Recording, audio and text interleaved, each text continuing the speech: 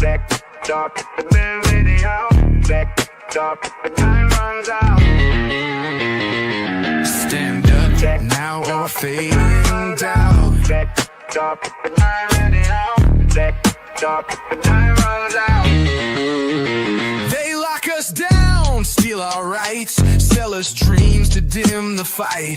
Tell us wait, just trust the plan, while they take more from our hands. But we ain't sleeping, we ain't blind. We see the games, we read the signs. No more silence, no more shame. Get mad, get loud, ignite the flame. Get mad, get loud. Shake the ground, wake up the crowd. No retreat, no backing down. This is our fight, this is our sound. Stop the time runs out. Stop the time video. Stop the time runs out. They push us back, say stay in line. Spin their words, rewrite our minds. But the louder we get, the stronger we stand. And we ain't done till we take back this land.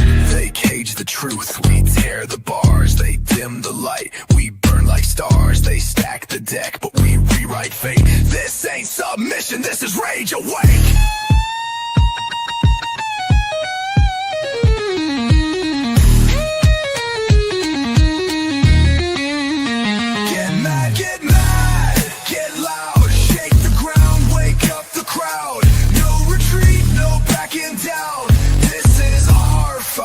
This is our sound. Break free, break through, tear the walls. No more sleep, we take it all. The time runs out. The time runs out. The time runs out. Get loud, no more chewing, just no more doubt. More doubt.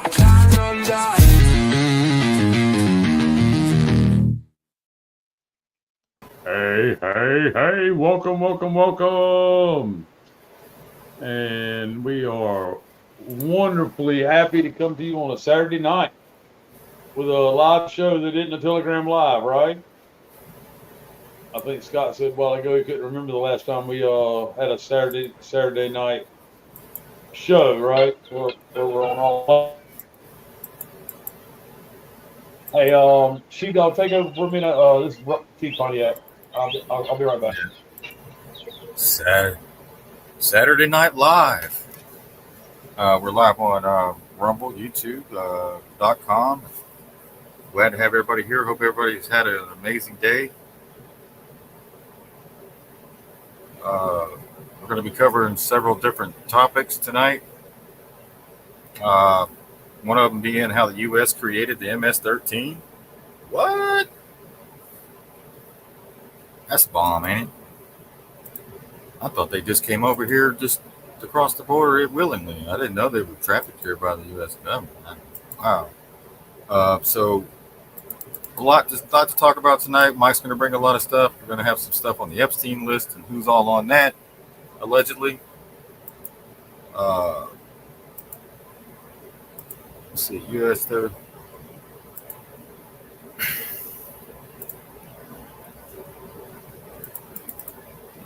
But things are stirring up here in Texas. We got Governor Greg Abbott making Israel great again, sending the people's money to Israel. And if you say anything about it, damn it, you're anti-Semitic.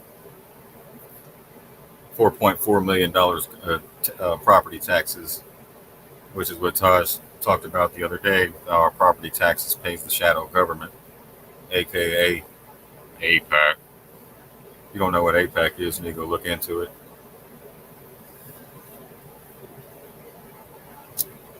So, to me, it looks like all these, like another thing Taj said, that you don't have to worry about who they are anymore. They're going to show you. So here we are. They're revealing their hands.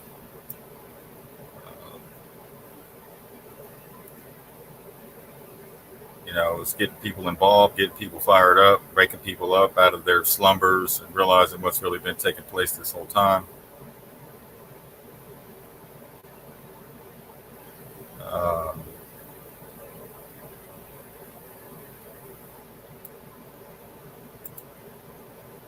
Well, I'm not going to waste any time. I don't know how much longer he's going to talk. I just like to get into it. I'm sure you all agree, right? Hey, can y'all? You got, well, not that many people on right now on the Rumble because most people don't realize we're live on a Saturday, uh,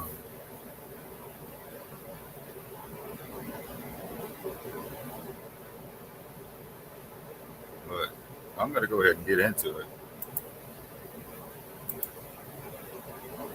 Wait for.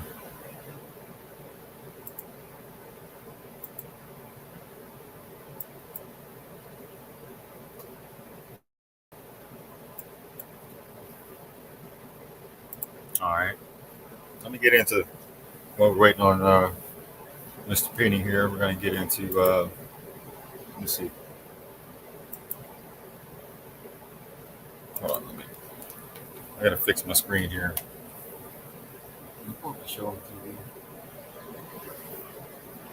So we got.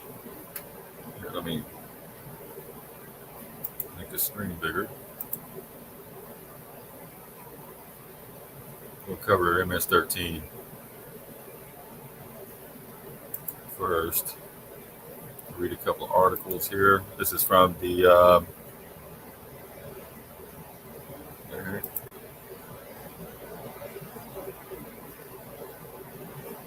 right, can everybody see that? How the U.S. helped create El Salvador's bloody gang. The other article, the U.S. created MS-13.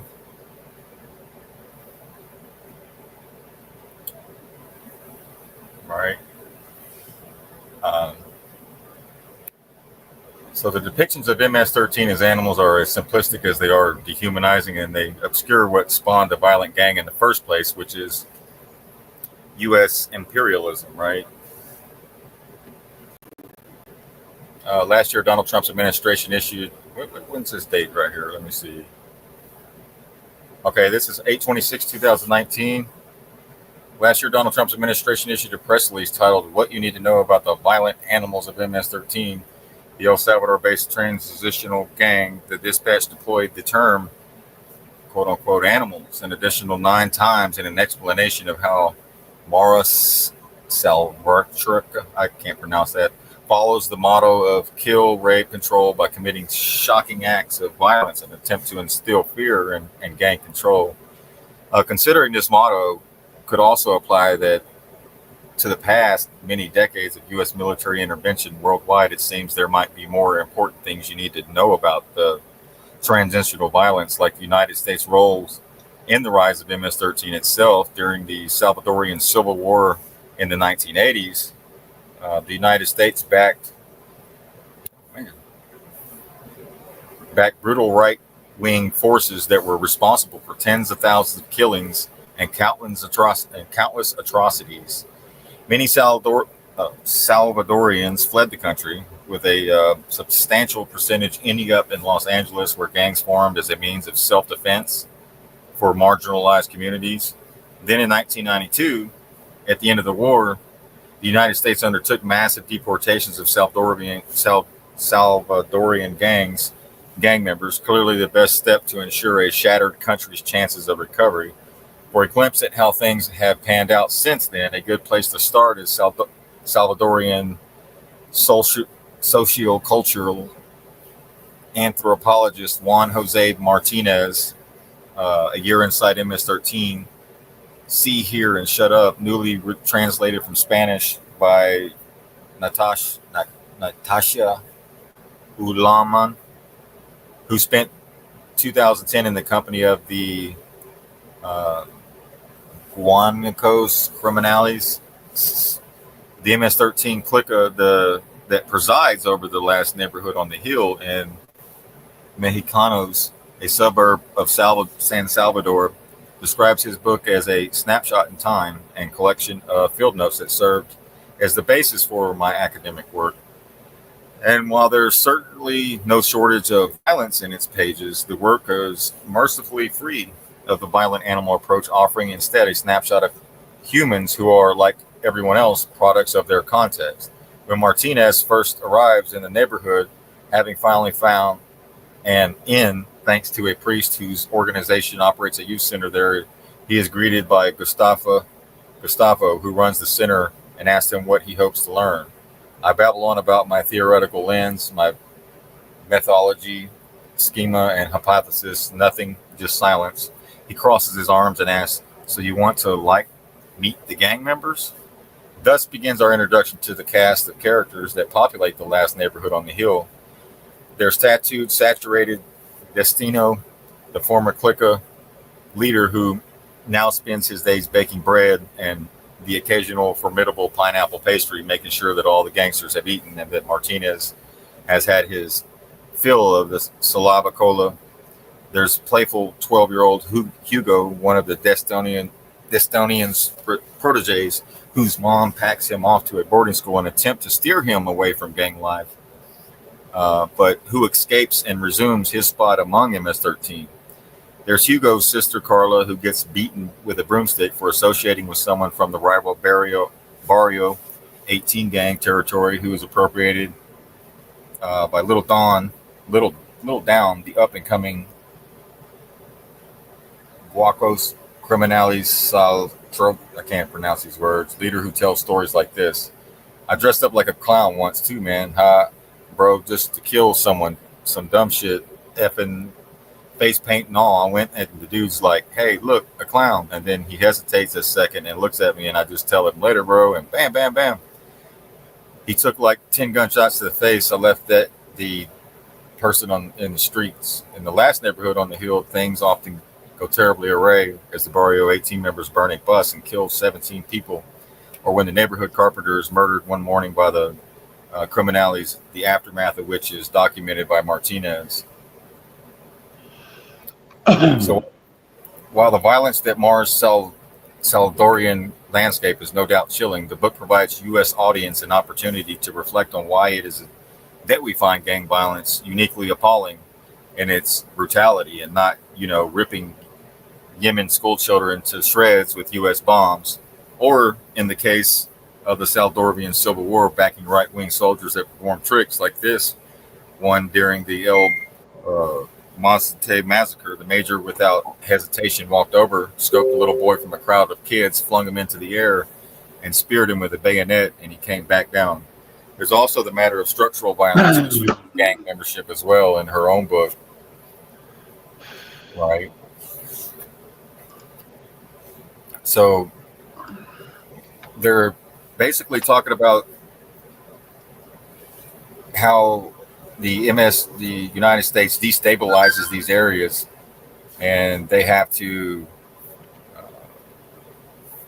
they're basically living in poverty, I guess, with that. How the U.S. helped create El Salvador's bloody gang war. Here again, this goes all back to 1879 to the 1992 Civil War.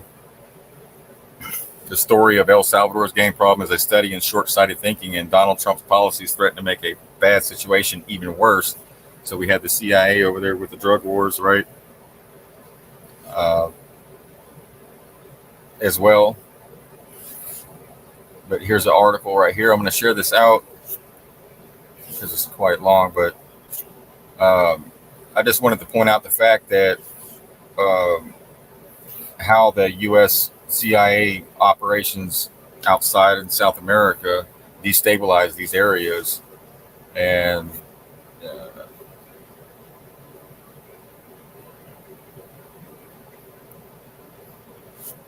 but we have all these articles right here. It's quite a bit to read. I wish I had more of a video on it because, but I just wanted to bring it to everybody's attention that this goes way back to 1979. The latest, and it goes all the way through the 80s, even through the Bill Clinton administration. So this isn't nothing new. That's taking place. I think a lot of people are misinformed or really don't understand how the U.S. corporation goes over there and does these things to these communities, like the drug trafficking and stuff, especially in the 80s. Which turns these people into the monsters that they claim that they call them. Right. So that's from what is this article? Is 2000 and This is January 2020. But to understand how all this how we got here in 2025 is important, because some of these narratives aren't talked about via the mainstream media, but they don't tell you exactly what our involvement was in the process of even this happening, taking place in our own country.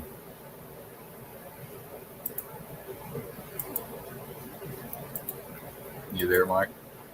Yes, sir. Yes, sir.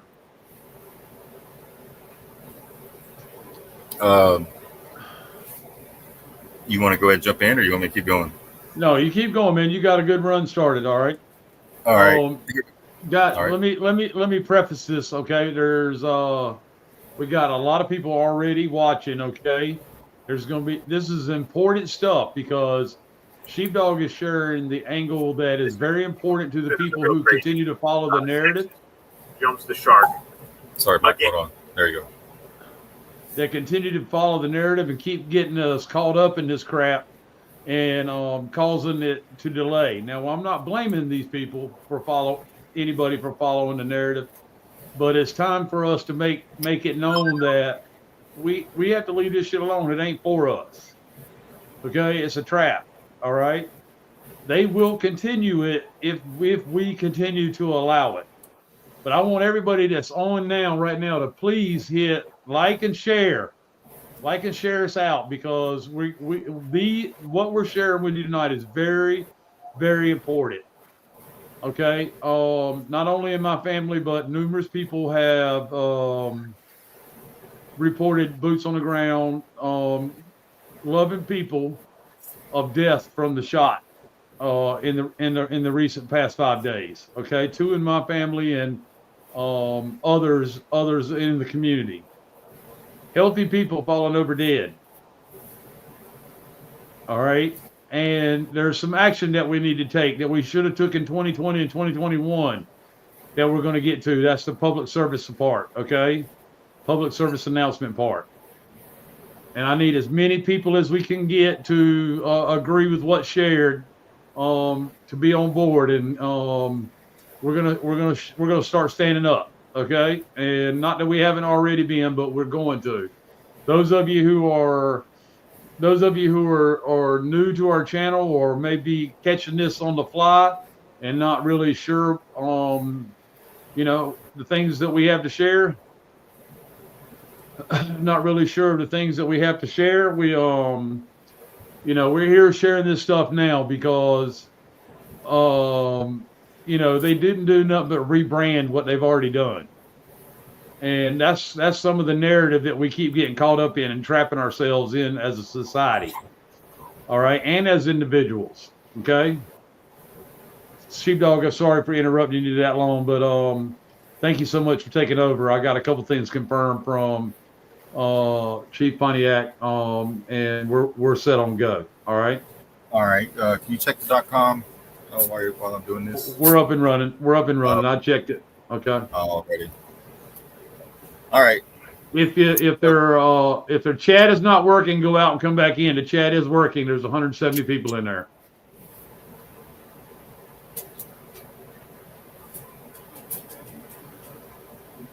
Yeah. So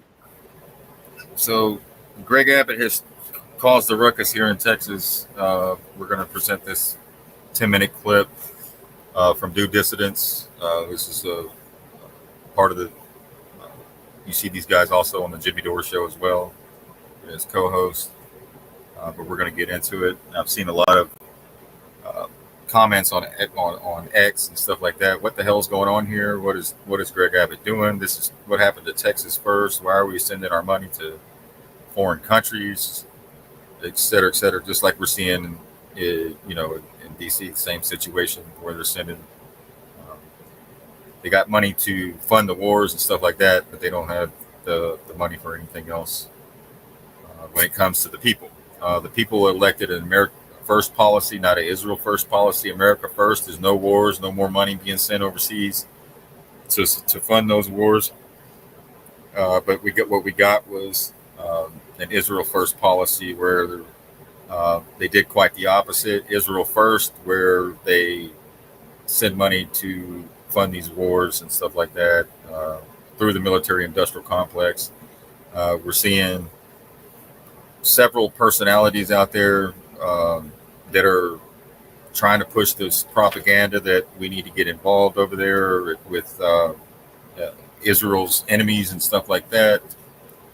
Pastors, politicians, you name it. So like Todd said, they're going to start showing themselves. And it's almost like shining the light in the darkness and seeing what's really taking place this whole time. And but let's get into this video right here. 10 minutes. Crazy one. This is a real crazy one. Texas jumps the shark again.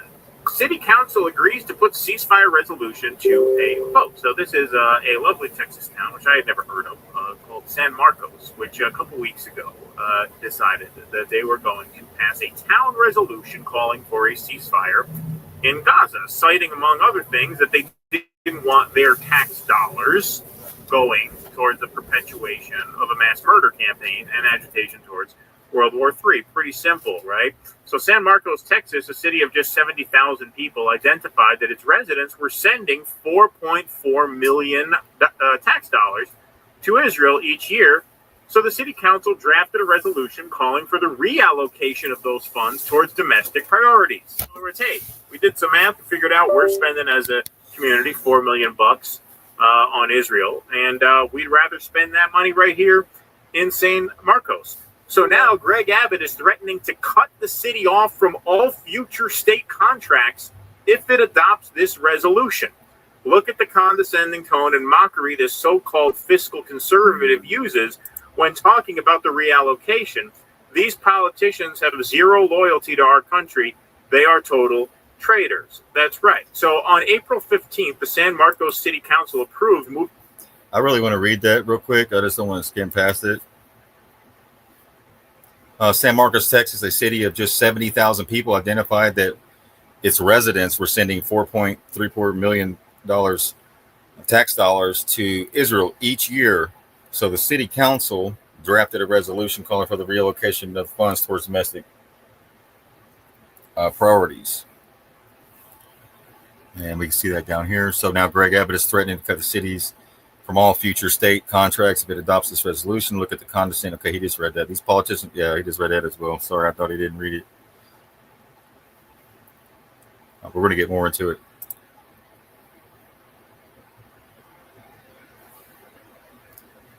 They are total traitors. That's right. So on April 15th, the San Marcos City Council approved moving forward with a ceasefire resolution on their May 6th meeting, sparking mixed reactions. The agenda item was titled, "Hold a Discussion Regarding a Possible Resolution Calling for the Immediate and Permanent Ceasefire in Occupied Palestine, an Arms Embargo on Israel, Recognition of Palestinian Sovereignty, and the Protection of Constitutional Rights for all people under national and international law."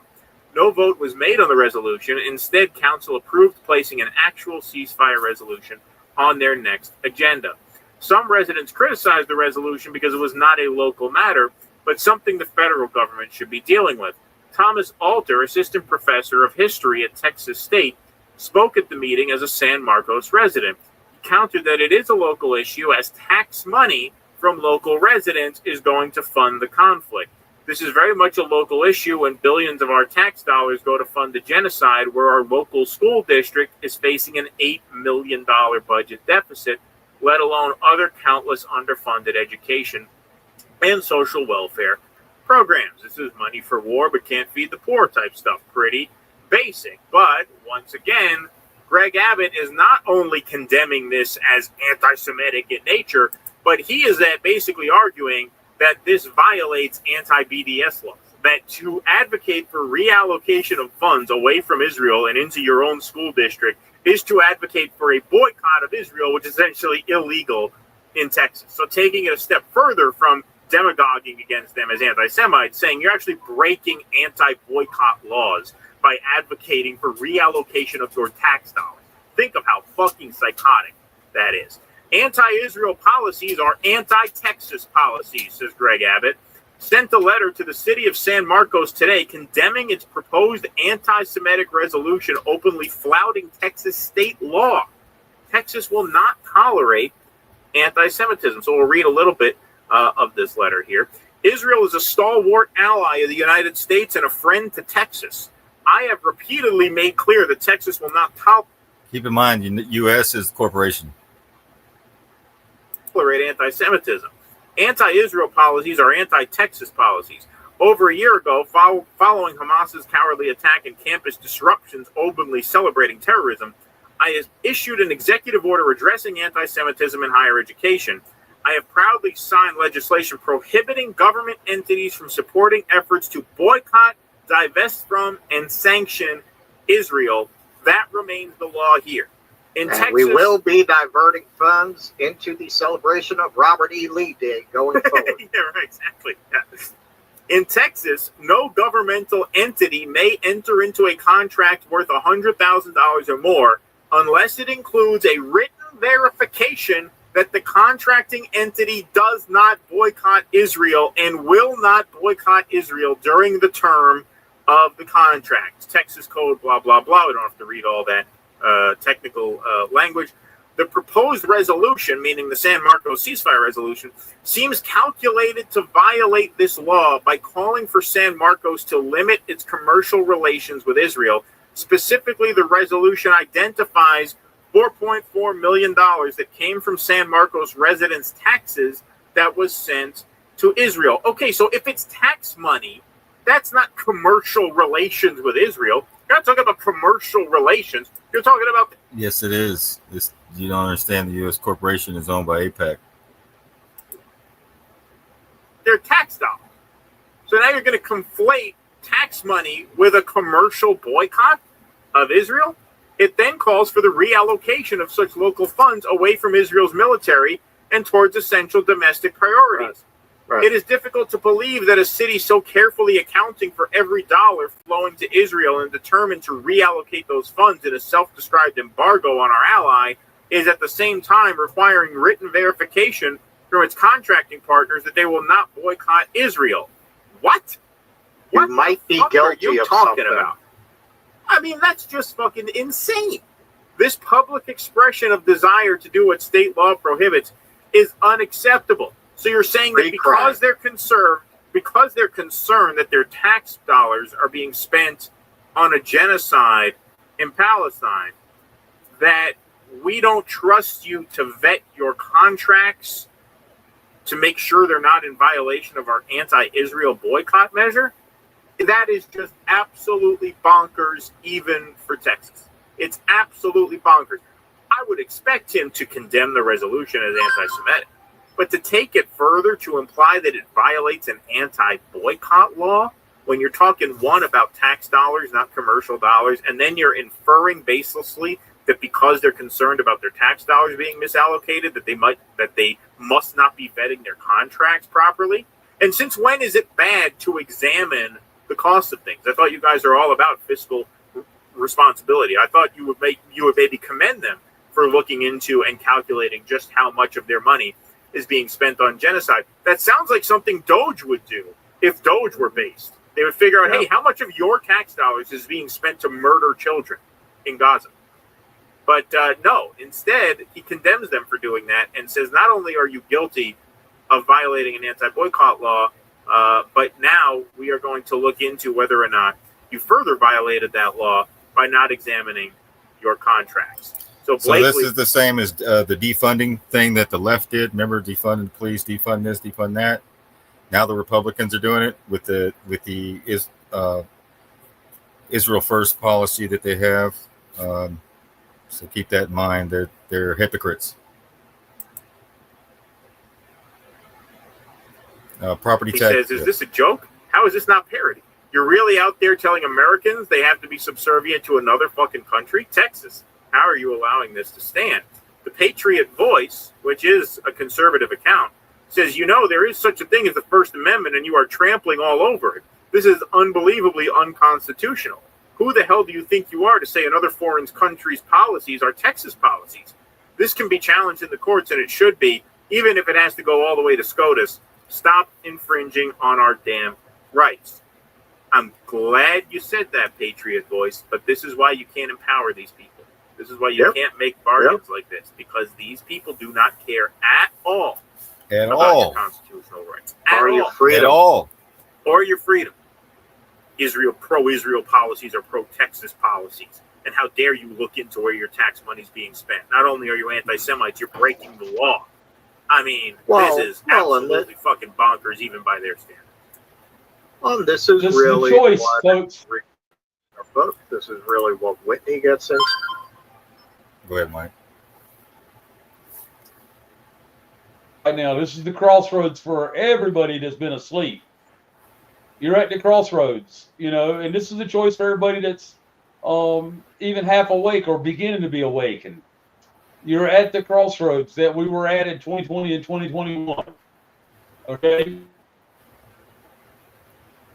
Accepting another country's policies as our own, provided by the politicians and the theft of our birthright and our rights from the Bill of Rights is exactly what they're asking you to stand up to.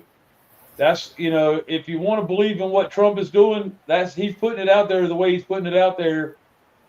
That's one angle of it.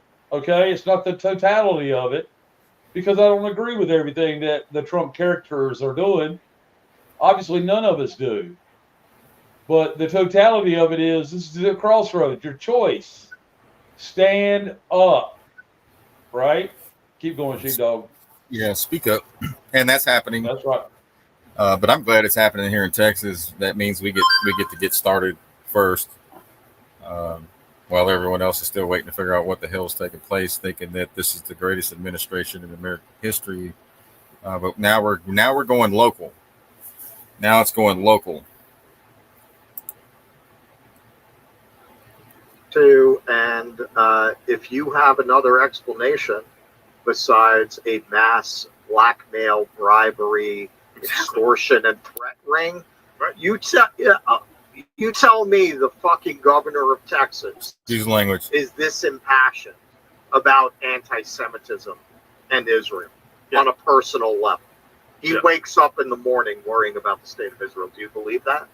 So when you see so many people like Donald Trump, who I am sure could give a flying fuck about Israel, probably don't even like Israel, certainly doesn't like Netanyahu, probably not all that crazy about Jews either, in all honesty. Yeah.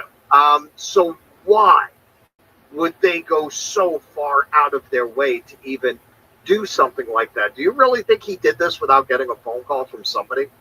You think he didn't get instructions to do this? Clearly, these people are owned and controlled. A lot of these people are fans of the playground, and they got stuff on them. A lot of them, even if it's not that particular thing, they have other picadillos that have been captured on video that they have evidence of. How many of these crooks, criminals, weirdos, narcissists, and psychopaths do you think haven't done anything that would be career-ending if it got out? And they got all that shit, man. It's the only explanation, because none of them mean it. That's obvious. So why are they doing it?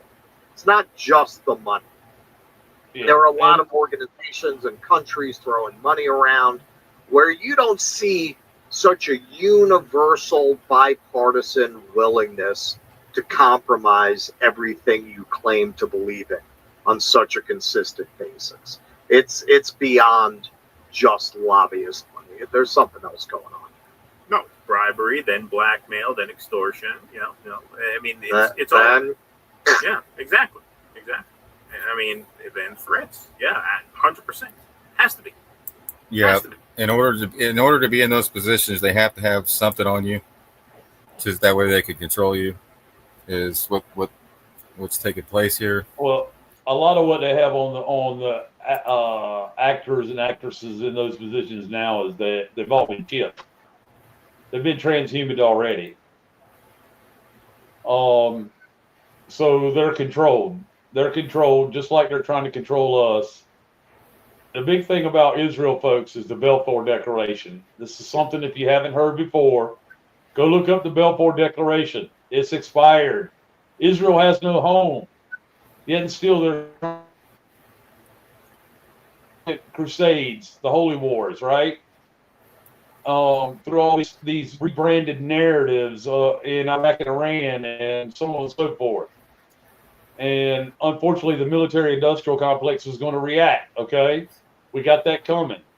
But there's a lot of other good things coming as well, okay? It's not all doom and gloom, but you got to know these angles so you don't get you or your loved ones to fall in the trap. Keep going, Sheepdog. Yeah.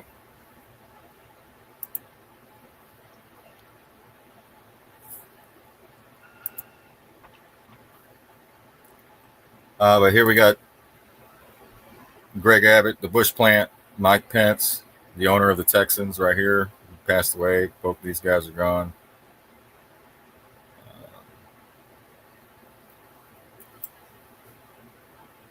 They're both in wheelchairs there. You said it's kind of crazy to see. Yeah. But we're seeing it even in Arkansas as well with the governor Huckabee with the flags in the back. Sheepdog asked Mrs. Sheepdog how to spell Balfour. Belfort. Okay, it's the Balfour, Belfort. Yeah.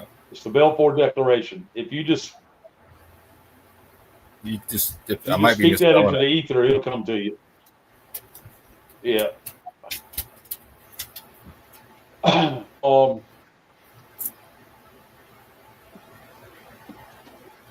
Lex, I appreciate you praying for us. And I can see that you're either cautiously trolling or you need to go and do some research, dear. I appreciate the prayers. Yep, absolutely. Balfour, Balfour, Balfour. Thank you. Yeah, Balfour. That's it. Yeah. Thank you, Evie. Thank you, Sea Boardwalk. The Bible is the truth. Okay, yeah. Cos, can you take care of Black Smoke? But here we have. Let me go right here.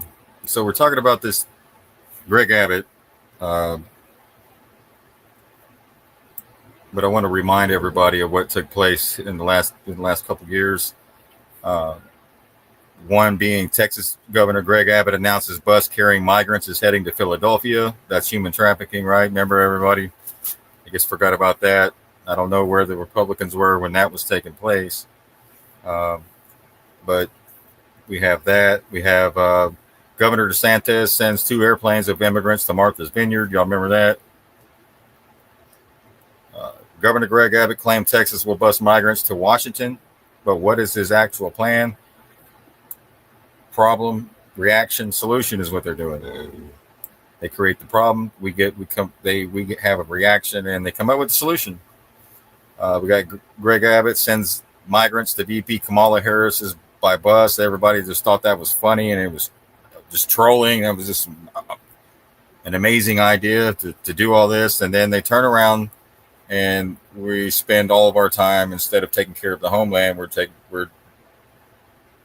dealing with migrants and stuff like that they bust in. So we got Kamala Harris. Everyone was that was just so funny. Governor Greg Abbott sends bus full of migrants to Los Angeles. Human trafficking.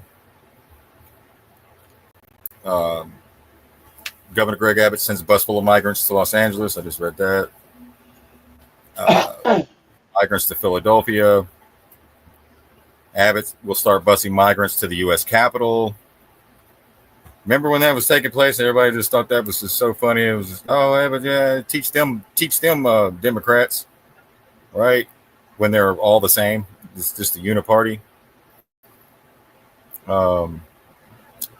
Another thing, Representative Green is previewing articles of impeachment against President Trump, alerts of constitutional crisis, and that's what we're seeing with the Constitution is being ignored. It's just more theater to keep us distracted. We'll get into Trump here in a minute.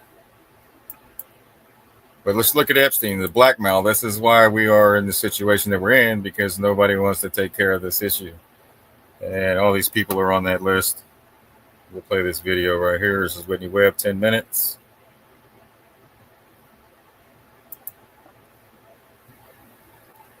It's going to implicate a lot of people in the Trump administration, Elon Musk especially. Talk about Trump's limited release of the Epstein files? Yeah, sure. So, obviously there was that big, highly publicized release of what was said to be phase one of the Epstein files, with a lot of, Twitter influencers and other figures given these binders. And obviously that didn't go over, I think, the way they anticipated it would, mainly because, the files themselves didn't really had been heavily hyped. Including, among pro-Trump media figures, and then obviously the documents therein, most of which had been previously released and made publicly available, didn't live up to the hype. And then there was this effort to sort of say that, Pam Bondi didn't have all the documents, and it was this one office that was sort of withholding them. And so, supposedly FBI agents have been digging through them with the plans to release them. But then some of these figures that had promoted the Epstein releases previously in media, like Megyn Kelly, came out and said, as I understand it, these documents aren't really the bombshells. There's not really anything explosive in there. So there's been sort of this effort to, on the one hand, claim that more is to come, and then also downplay the significance.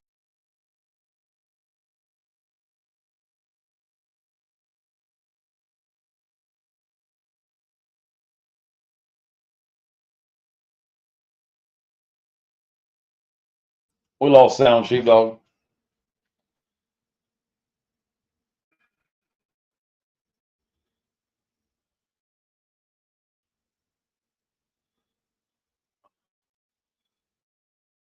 Sheepdog, if you can hear me, we lost sound.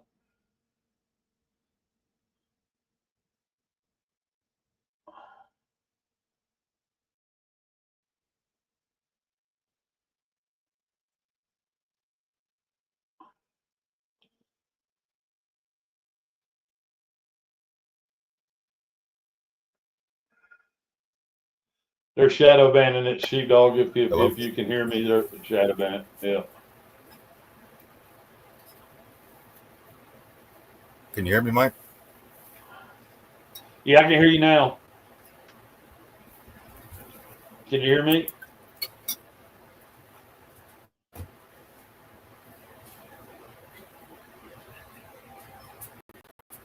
Took them a month to get to the island in the U.S. Virgin Islands, Little St. James. Be nice to know that. And of course, some of arguably some very important documents, I believe, could be obtained by the Department of Justice that are held not by the FBI, but the U.S. Virgin Islands, because there was this case involving the U.S. Virgin Islands and J.P. Morgan as it related to Epstein. And that case got settled out of court.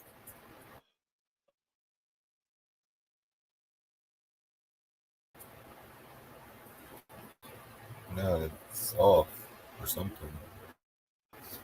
They're shadow banning it. They don't want it played.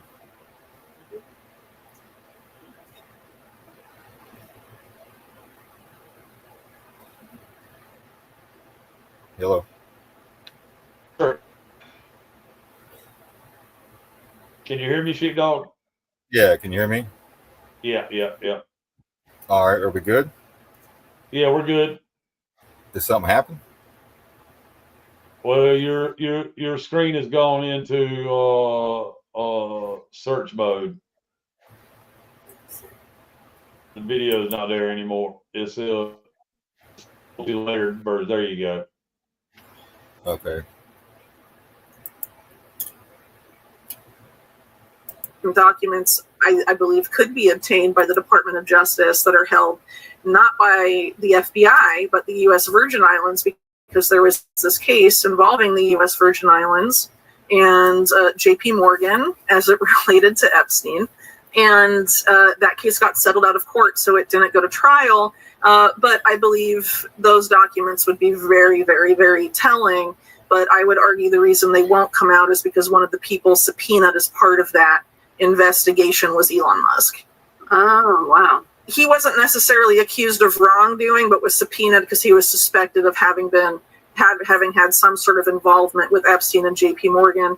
And there are allegations, of course, not really allegations, but, it was reported, before Musk was closely affiliated with Trump that Epstein had been advising Tesla and was part of this effort in 2018 to take Tesla private with Gulf oil money or Saudi money. And at the time, Epstein was advising Mohammed bin Salman, the crown prince of Saudi Arabia, and was also known to have a close relationship with the elite families of the United Arab Emirates, and also Kuwait, and I think Bahrain as well. So perhaps they don't want to have that really be exposed at this point. Yeah. But some of the other figures that were subpoenaed and... Yep. So Tesla and Elon Musk have been advised by several hosts of people that she just named off. Remember, I gave you the receipts. The other night. Epstein and J.P. Morgan, or Epstein later on, but J.P. Morgan early on in Tesla's career is where the clones started coming from, all financed by J.P. Morgan. And now they brought the House of Saudi in it, right? When bin Salman and all of them.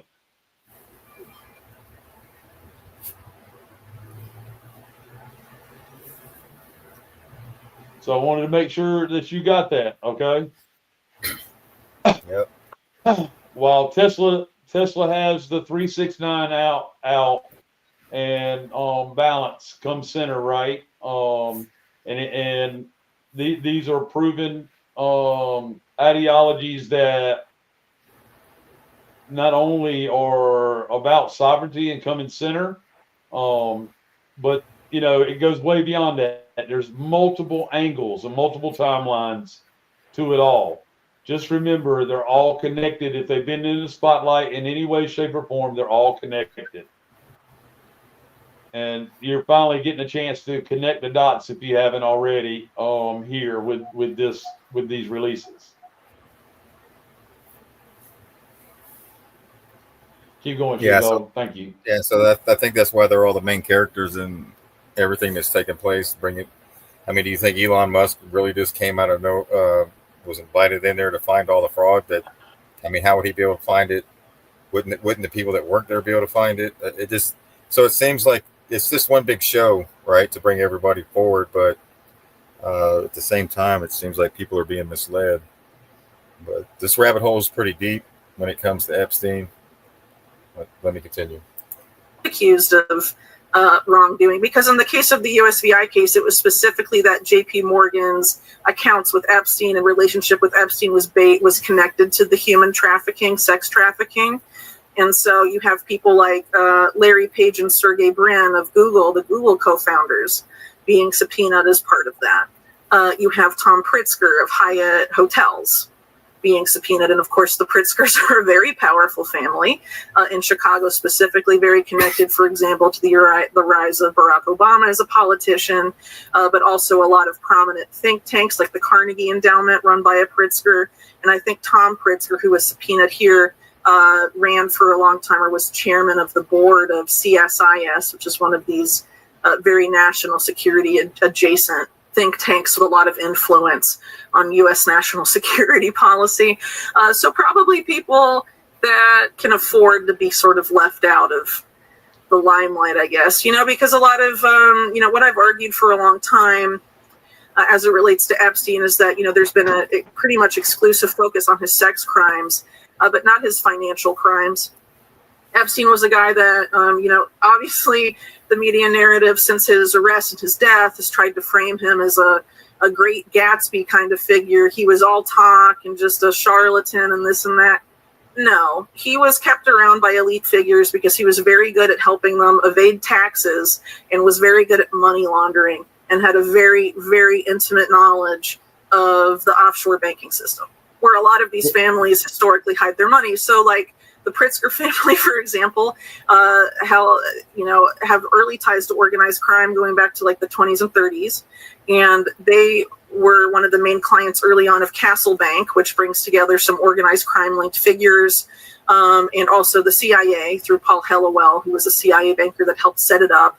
And, it helped launder money for organized crime interests and also some of these, families like the Pritzkers who later became very politically powerful. So, and of course, the governor, J.B. Pritzker. Yeah, sure. And Penny Pritzker was Obama's Secretary of Commerce. And the Pritzkers and the Crowns, who, Lester Crown was part of the mega group that we talked about earlier, and the Crown family, going back to Henry Crown, have extensive organized crime ties as well. They sort of helped Barack Obama's early career, for example, and sort of helped propel him to the presidency. And well, first as a senator, right? But sort of, have a lot of influence on Democratic politics in Chicago in particular. So it's really not surprising that you'd have a Pritzker be governor there. But they're quite a powerful and influential family. It doesn't really get talked about a lot. And speaking of the Crowns, on the board of J.P. Morgan for a long time was James Crown, Lester Crown's son, who, along with banking interests in Ohio, intimately tied to Leslie Wexner, basically had created modern day J.P. Morgan with Jamie Dimon at the helm. They're totally responsible for Jamie Dimon being in charge of that bank, namely Crown, and also this guy named John Kessler, who, is just as much a Leslie Wexner henchman as Epstein was, and was intimately involved with Epstein as well. So, the people that put Jamie Dimon in charge, arguably that explains why why Epstein and J.P. Morgan had such a close relationship, and I think they just couldn't have that case go to court. So Pam Bondi could get a lot of that information if she wanted to, but I don't think there's any interest in exploring that.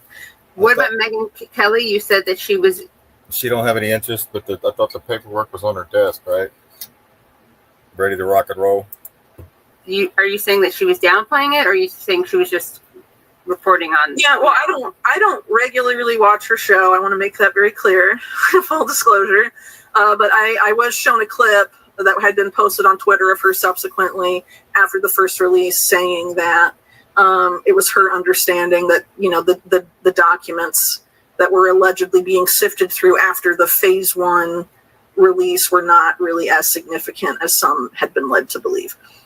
There's also this claim that gets circulated a lot that there's like a client list the FBI is sitting on, and it's really doubtful as to whether or not that actually exists or not. So, the idea of the client list is like, who did Epstein film and who is compromised? Will that come out? And, we pretty much can look at a few names of who were likely the people that were compromised, but I don't think that's any substitute for going after the people who sponsored the compromising, right? Because obviously they're the ones trying to control the people who were compromised for their benefit. So you should absolutely look at that. And so, I think this is just kind of an effort to, make it appear like there's transparency when there really isn't as much transparency as people are being led to believe. And also, transparency in this case is no substitute for investigating and prosecuting people who absolutely should be targeted, like Leslie Wexner and his, business empire that Epstein helped build. Epstein's relationship with Bear Stearns, which arguably helped set off the 2008 financial crisis, absolutely should be scrutinized. It has not. His relationship with J.P. Morgan and Deutsche Bank, obviously the J.P. Morgan one was covered up because they settled out of court and kept all the information from coming out in court. And then also there's the case of, Epstein in the Deutsche Bank case where, one of the judge overseeing it, her son was murdered as she was about to start overseeing that case.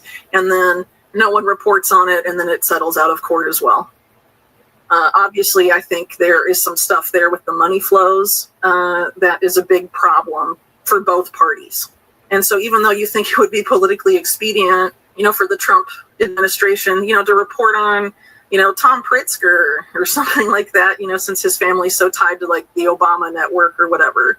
It's not going to happen, because you pull on some of that and it just stares out too much dirty laundry of the whole system that it absolutely involves both parties. And also, there's the case too that the Trump administration could have put out information related to Epstein's White House visits during the Clinton administration, which you think again would be politically expedient for the Trump administration, but there's no way they'll touch that. Because as I mentioned earlier, it's related to this, there was arms trafficking and all sorts of other crazy things going on with, a lot of people that had previously been involved in the Iran-Contra network. And, Trump world has ties to that. So I don't think they'd be interested in having that come out. But it would be very nice if they did.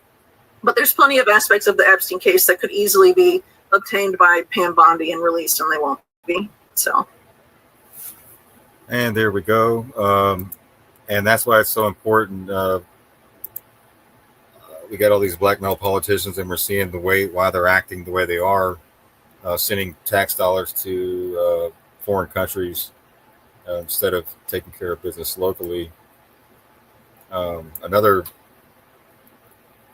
thing I want to point out here is Trump's secretary.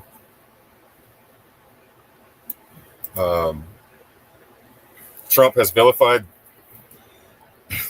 Trump literally picked George Soros' protege to run the Treasury Department. How is that not concerning for people in MAGA land? Trump has vilified George Soros, but however, he just picked the Jewish billionaire protege for Treasury Secretary. Scott Bessent, Trump's Treasury pick, worked for Soros for 24 years.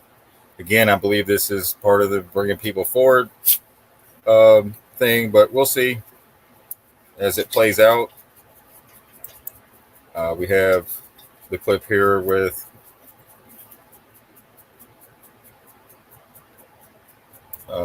Bessent right here, so you can see him in the Oval Office.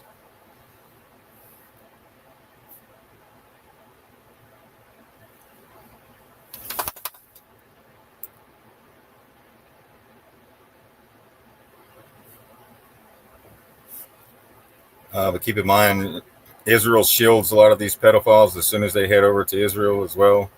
And here he is right here.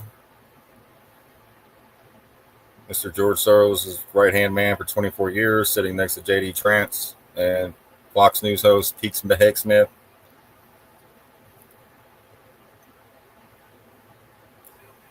That way you can see the players. Go ahead, Scott. Would you say something first? Yeah, we've been in the process in place. We're working on the big 15 economies. First, we had a fantastic meeting with Japan yesterday.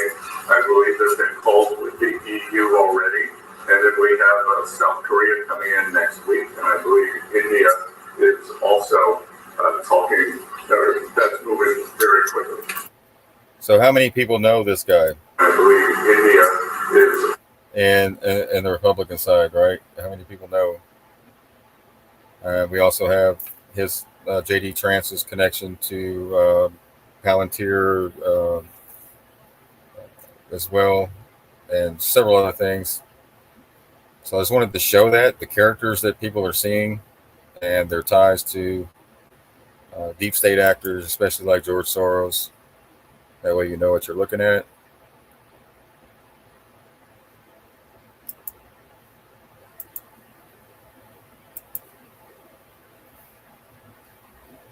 Let's go up here.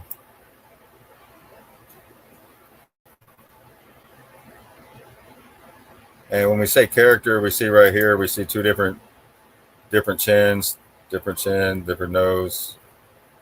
Right, this is America First. Big smiles, no smile over here. Something changed. I think, Mike, you're going to read what the Patriot Voice here in a little bit that we sent. Right here, this guy sent you some. Yeah. Yeah. Okay, that's going to go with what. That's going to go with this and the change that took place with Trump. Totally different. people right here, as you can see.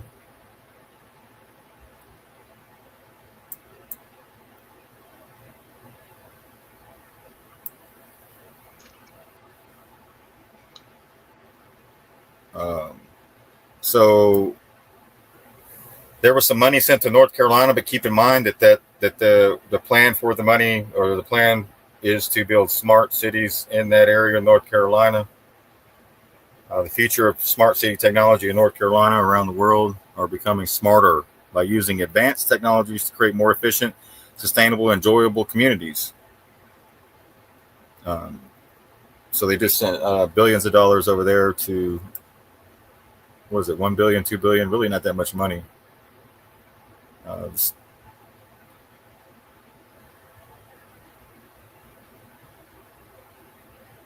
We have the Real ID, aka the Star Card. This is what that's about right here. We're going to cover that in a second. But this is pretty much the same thing. But let's get into the Real ID. We're going to go over that one more time, because that's coming up when, on the 5th or the 6th? The 7th. Oh, is it the 7th?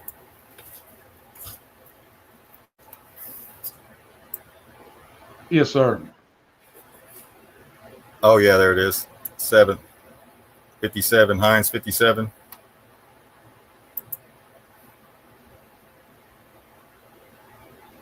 All right, check your calendar. Starting May 7th, you'll need more than just a regular driver's license to board a flight. The TSA will begin enforcing Real ID requirements at airports across the country. We've been talking about Real ID for a long time. We really have, and now it's here. Things are getting real. The propaganda arm for the military-industrial complex and the mass surveillance state have been preparing American minds for a big move that appears innocuous. Real ID. If you don't have your star card yet, you should probably think about getting it. The deadline to get that Real ID is right around the corner. If you have not gotten your Real ID yet, time is running out. The deadline is next Wednesday. That's May 7th. The Real ID will be required to travel domestically on planes or get into federal buildings. The Real ID deadline is coming up, and you'll need them in order to board a plane. The TSA's deadline for Real ID is almost here, and authorities say they will be enforcing it. A Real ID? The Real ID deadline that we've been telling you about, it's here starting this coming Wednesday. The rubber's about to meet the road when it comes to Real ID. That's right. You're going to need it to do things like fly across the country. No, your current Idaho driver's license is not a fake ID, but unless you've already gotten the Star Card, it's not a real ID. New at 5, we've been getting a lot of questions about the Star Card. We've been talking about Real IDs or the Star Card for years. Now the real deadline to get one is approaching with no extensions. The Real ID deadline we've been telling you about, it is here. We've been telling you starting Wednesday, you're going to need one to get into some government buildings or pass through airport security. Well, the Real ID deadline is now less than a week away. The deadline is here. You will need a Real ID or passport in order to fly in the U.S. or enter most federal buildings. The Real ID Act. We call it the Star Card.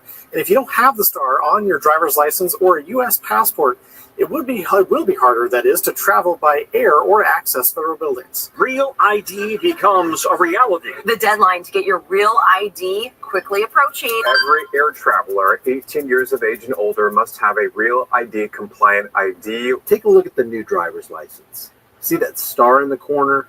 It's not just a design. It's a symbol of something much bigger. A system called Real ID. On the surface, it's about security. It's always about security. State security, national security. But peel back the layers and you'll find questions that should make every American pause. What's really going on with Real ID? Passed in 2005 after the 9/11 attacks, the Real ID Act was sold as a way to make America safer. It sets federal standards for state IDs, ensuring they're secure enough for things like boarding domestic or international flights or entering federal buildings. And it sounds reasonable, right? But here's where it gets murky. To get a real ID, you need to hand over your most personal documents, a birth certificate, your passport, your social security number, 2 proofs of where you live. These aren't just checked, they're digitized. They're stored and shared across state databases. Every detail from your name to your address locked into one new system you can't see or control. And by May 7th, 2025, if you don't have one, you're grounded. No domestic flights, no international flights, no access to federal facilities, not without a passport. And this looks and smells like stronger centralized control hiding behind the mask of safety and security. And why would anybody be shocked? The general welfare is always the alibi of psychopathic control freaks. And it's never for your safety, and it's always about more control. Here's the kicker. States are required to share your data with each other through a national network. The Department of Homeland Security says it's to stop fraud, to make sure you're not holding multiple IDs. But what happens when all that data, which amounts to your very identity, is in one place? It's a hacker's paradise, a government's wet dream. Critics, including the ACLU, warn that this could be a surveillance gold mine. And some say it's the first step toward a national ID, a system where the government knows exactly who you are, where you are, and what you're doing. Now, let's talk about the whispers, the conspiracy theories. Across platforms on social media, people are calling Real ID a Trojan horse. They say it's not just about security, it is about control. A way to track your every move, to tie your identity to a digital leash. Some even fear it's a backdoor to a globalist agenda where your freedom to opt out vanishes. Soon you'll need a real ID to go out to dinner, enter a library, pay rent, get fuel, or even buy food. Is it all paranoia? It could be. But when the government mandates your data to be collected and shared, and you can't board a plane without complying, you have to wonder, where is the line between safety and tyranny? Where do the requirements to participate in any society end? How much of this are we willing to tolerate? Besides, don't we already know that no matter how paranoid or conspiracy-minded you might be, what the government actually does is far worse than you can possibly imagine? Yes, at the present time, you can still opt out and get a regular ID or carry a passport for federal access. But let's be real. How practical is that? They're going to make it as inconvenient as possible. Real ID isn't mandatory yet, but it's being woven into the fabric of daily life. And once it's the only key to travel or federal access, then what happens next? Will it be required for voting in the slave suggestion box, for banking, or for even existing? Will you need a federal ID to buy a home or rent an apartment? The slope we're on feels really, really slippery. The Real ID Act raises serious questions. Why does the government need this much data? Don't they already have enough on us? Who's protecting it? And what happens if it's misused? This isn't just about a star on your license. It could potentially be the precursor to the all-seeing eye into your life. It's about your privacy, your freedom, and how much control you're willing to surrender.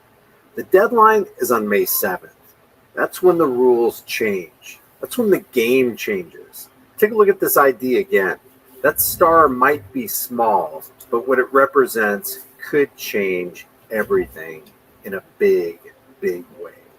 Stay curious, stay vigilant, and always keep the spirit of resistance that resided in our founding fathers in your heart.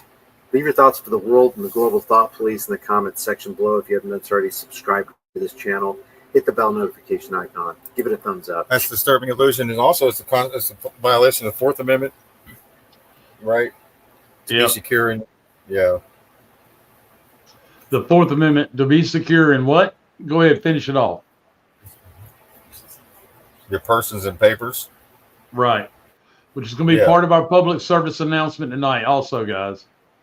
So everybody hang true. We're going to get into that stuff. It applies to your trust. I promise you this Thursday night, but with everything going on, I'm bringing it to you tonight. We don't have our second funeral until Monday at 2.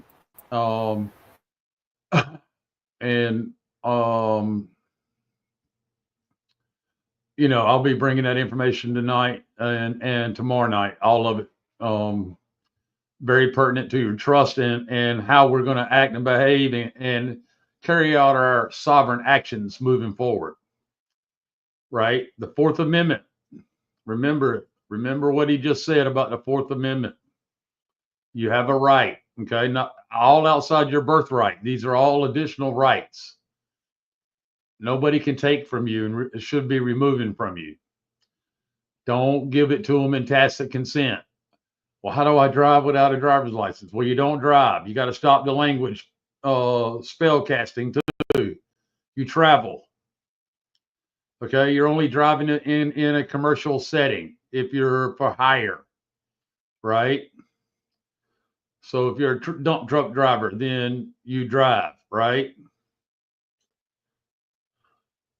But in your private sovereign being, you are traveling, and you have a right to travel, unalienable. Yep, absolutely. Thank you, Bill. Keep going, Sheepdog. Somebody, Sheepdog mentioned North Carolina is $1.65 billion was sent in federal disaster block grants for recovery of Hurricane Helene. This funding includes $1.4 billion to the state. Okay, it includes $1.4 billion to the state and $225 million directly to the city of Asheville. The funds are intended to help with rebuilding homes, developing affordable housing, assisting small businesses, and repairing infrastructure. That is just the narrative, folks. Okay, it's like Mrs. Sheepdog shared sometime later in the chat today. They're really going to bring forward their smart city. Also, Asheville doesn't have the damage totality like a lot of the border Tennessee border and Western North Carolina and through that area is, okay. You know, they power washed the Biltmore and put some new furniture and shit in it and reopened in, what was it, 9 days. All right. There was significant flooding there, yes, but nothing being like wiped totally off the map. Some of these other townships were. A lot of other townships were. None of that money is reaching these townships. It's there to bring about the smart city if we allow it. Okay, we're working on that. It's not going to be allowed. All right. It's tough because of the indoctrination of the school there in Asheville. Many of you may know I'm Wesleyan, North Carolina, Wesleyan, Carolina. You know, and that's a tough little stance that they have there with that on I don't even like saying it, the left side, right? The liberals. But really it's both. It's both. The Republicans are pushing the policy forward while the liberals are running the indoctrination, right? Yeah. I don't know if I covered this yet, but this is about the gasoline, the gaslighting on it. No pun intended. Yeah. But yes, we're getting gaslighted with the gasoline and everything else. Trump put out gasoline just broke $1.98 a gallon, lowest in years. Groceries and eggs are down. Energy down. I think he's getting misinformation from somebody in his administration. That's doing. I don't know. Mortgage rates are down. Employment strong. They just had a bunch of layoffs at UPS, 20,000. A bunch of truck drivers getting laid off right now, and much more good news as billions of dollars pour in from tariffs. Just like I said, and we're only in a transition stage, just getting started. Consumers have been waiting for years to see pricing come down. See, they call us consumers. Y'all know that, right? That's like he just said. Consumers have been waiting for years to see pricing come down. That's who we are to them, because we have the wealth, but we give it to them for their products. All right. Right. No inflation. The Fed should lower its rate. DJT. And we got the Patriot Voice again. He's a veteran, Navy veteran. I started following him a few months back. He was going along with the get along at one point, but at some point he woke up and realized to say something's not right here. And I think when you start looking into things that are being put out, you start seeing that something's just not adding up, and the Trump that we all voted for in 2016 is no longer here. His whole demeanor changed, but right here it says, honestly, this isn't even remotely true. Not even here in Texas, and I could attest to that. I'm here. Most Americans, they still can't afford to live a normal life without going into debt or relying on a credit to get by. And somebody said, "Well, that's not Trump's fault." Yes, he talks a lot about the economy, right? Well, the thing is, folks, is that they've all got a script. There's numerous Trump characters out there, right? The one we voted for in 2016, that narrative is still alive somewhere too. They're just not showing it to you. Why? Because they want you to stand up to these gaslighting stops, right? Yes, you can take that one or two ways. Either it's gaslighting, which is general reaction problem solution, right? So if you get gaslit by someone posting on Trump's True Social about the gas price going down, then you're falling into the trap. Okay, those people who believe that that's true, the gas prices are going down, you just need to get your head out of your ass. Okay, or quit pretending to be asleep and go ahead and show your true colors. They're Zionists through and through, pretending to be a part of the MAGA movement.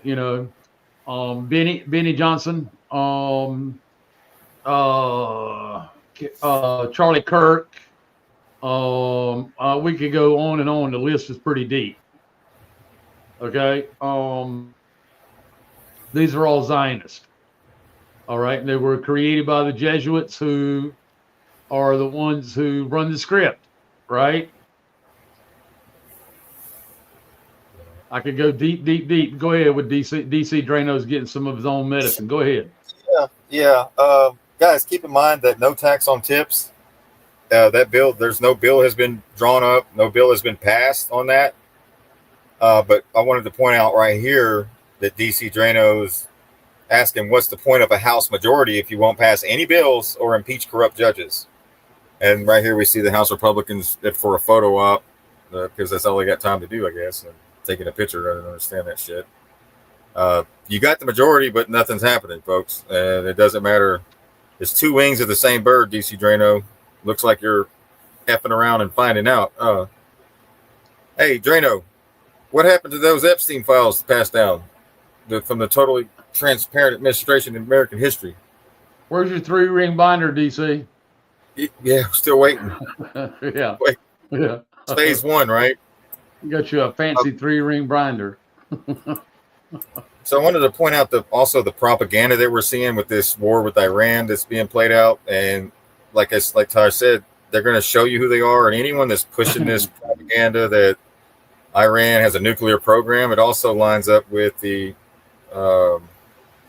it's a mirror of what happened in Iraq, where Netanyahu told us that that we needed to invade Iraq because they had weapons of mass destruction, and Bush went along with it, and they did 9/11 and then they got us into a war. So we're expecting another false flag to take place with Israel or Netanyahu. Maybe they get attacked or something's going to take place where it's an excuse to make these things happen. But I just wanted to point out some of the personalities like Nikki Haley and Pastor John Hagee, who is an end times Zionist Christian that is pushing this narrative that about Iran having a nuclear program. Right here it says Nikki Haley never wants to mince words. Pastor John Hagee is dead on. The world will never be safe while Iran has a nuclear program. Y'all see that propaganda right there?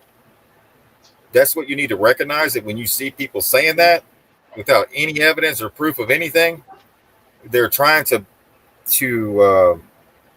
psyop you or trick you into supporting these things out of fear that we're going to be under some kind of attack from Iran, when Iran hasn't attacked the country since 1786, a couple hundred years. I have friends that I served with in the military. They were Iranian. So, they're really good people. A lot of biblical things have taken place in Iran that you read in your Bibles. But we have Mark right here, Mark Dubowitz, the top evangelical leader. Iran has played U.S. admins like a fiddle. Either the Islamic Republic will dismantle its nuclear program voluntarily, but he goes into talking about taking them out with our military, our sons and daughters. So we're repeating history again, all over with again. But now we have a new boogeyman. Instead of Iraq and Afghanistan, it's Iran. And this has been in play for decades now. So this is the military industrial complex. They all work for the military industrial complex, mainstream media, your politicians, all of them. That's where all of our money goes. And that's why we have a homeless crisis. That's why we have all of these issues in this country that have not been taken care of, because most of our budget goes to the military.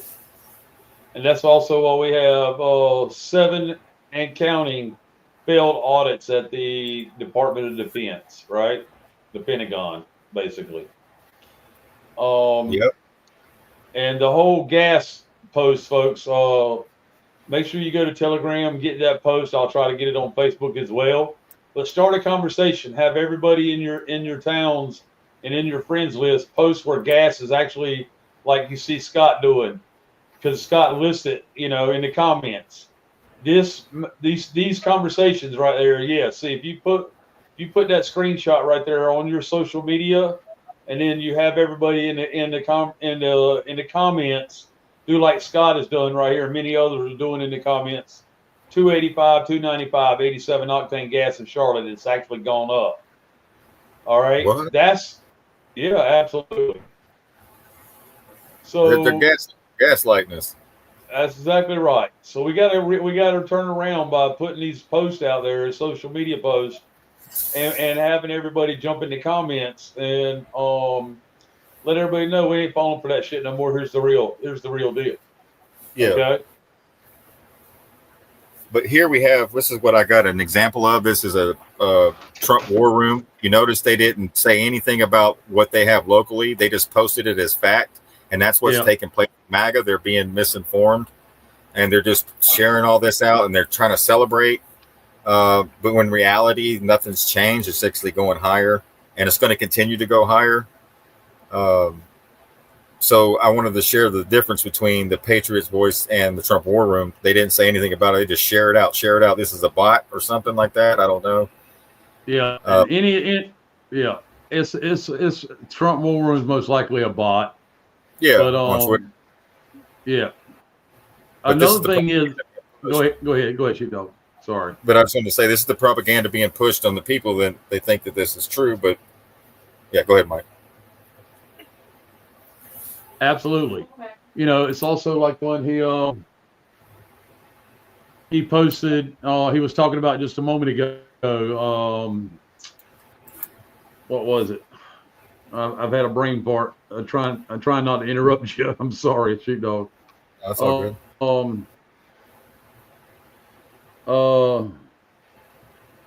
You were talking about one post a while ago that was gaslighting. What was that about? The war within Iran and stuff like that. Yeah. The propaganda, right? Yeah. Yeah. They're putting that narrative and propaganda out there to try to continue the Crusade Wars. Okay. And the talk of nuclear is about the nuclear family. There are no nuclear weapons on the planet anymore. Okay. The talk of nuclear is about the nuclear family.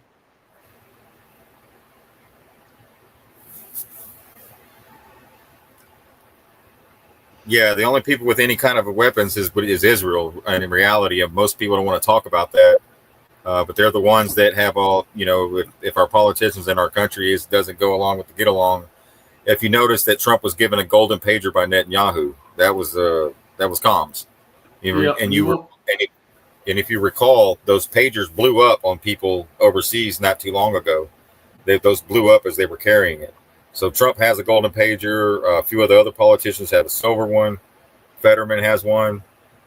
So it's like, do what we say, or boom. You know what I mean? So I believe that's kind of where we're at, and why they're doing everything they're doing right now. And it says right here, how does Israel have this much power over Trump? Again, we got blackmail, we got golden pager, we got Epstein and his connections to Mossad, Israel. So this is pretty big stuff going on here. It's nothing to fear, but it's just you need to be made aware of what's taking place here, because the mainstream media is just running the propaganda on the people, which is run by the military-industrial complex, MK Ultra, mainstream media. But Trump is now threatening the world for Israel. Anyone who buys Iranian oil or petrochemicals will be subject to secondary sanctions and will not be able to trade with the U.S. So now they're putting us in a tighter spot, because these other countries are going to go tell us to F off at some point, and we're going to be the ones that pay the price on it. Yeah, the tariffs. That's what I was trying to think of. They're telling you. That's another social media post. When you see that the amount of money, the crazy amount of money that's starting to come in from the tariffs. Our question is, show me, right? Show me the money that's coming in from the tariffs, because it's not happening, folks. The rest of the world, that's why BRICS exists. They cut us off. The tariff money is going to come from us if we allow this shit to continue. We gave you the receipts to that on the show the other night.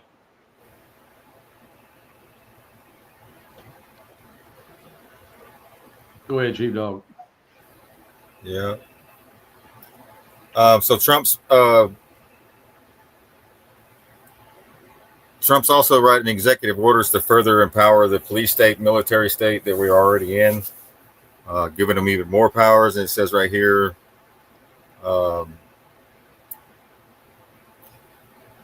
President Donald J. Trump strengthens America's law enforcement to pursue criminals and protect innocent citizens. Why did he have to sign this if that's already should be their job? However, the law enforcement will tell you there's a Supreme Court ruling that they don't have to. But it's crazy that they have to be told to protect the citizens.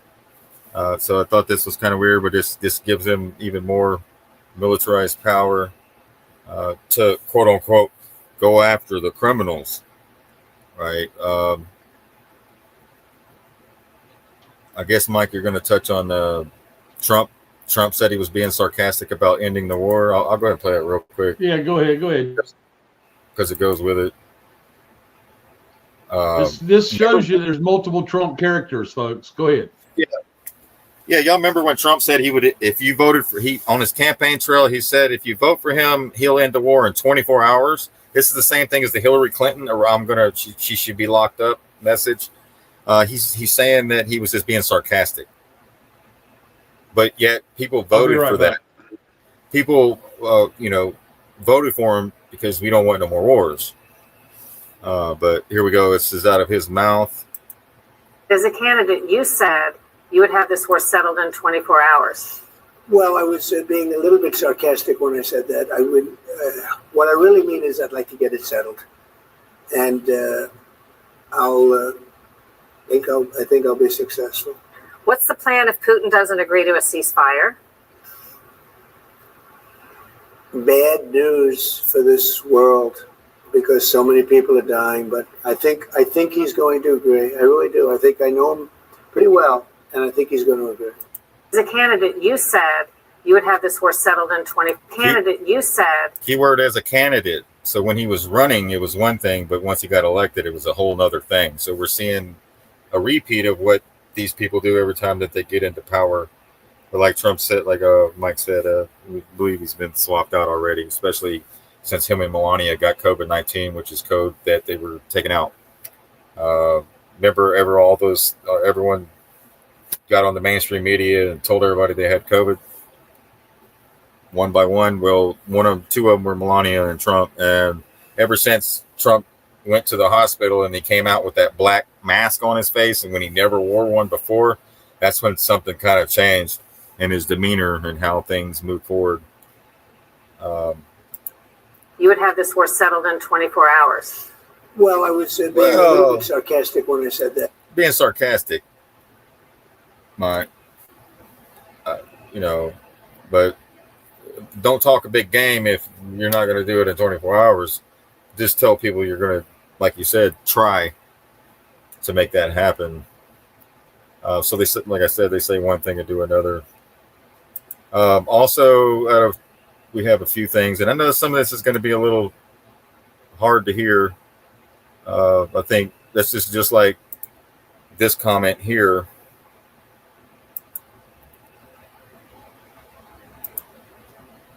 And I'm sure everybody can remember this as soon as I play it. But you're going to need to read his lips, guys. And if there's any lip readers out there, you're going to have to read it. Read my lips.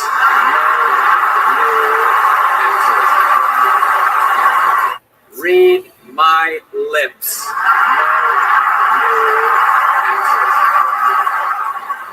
Read my lips. So that was 1988. As you can see, he was full of shit, right? It's a Christmas turkey. We have also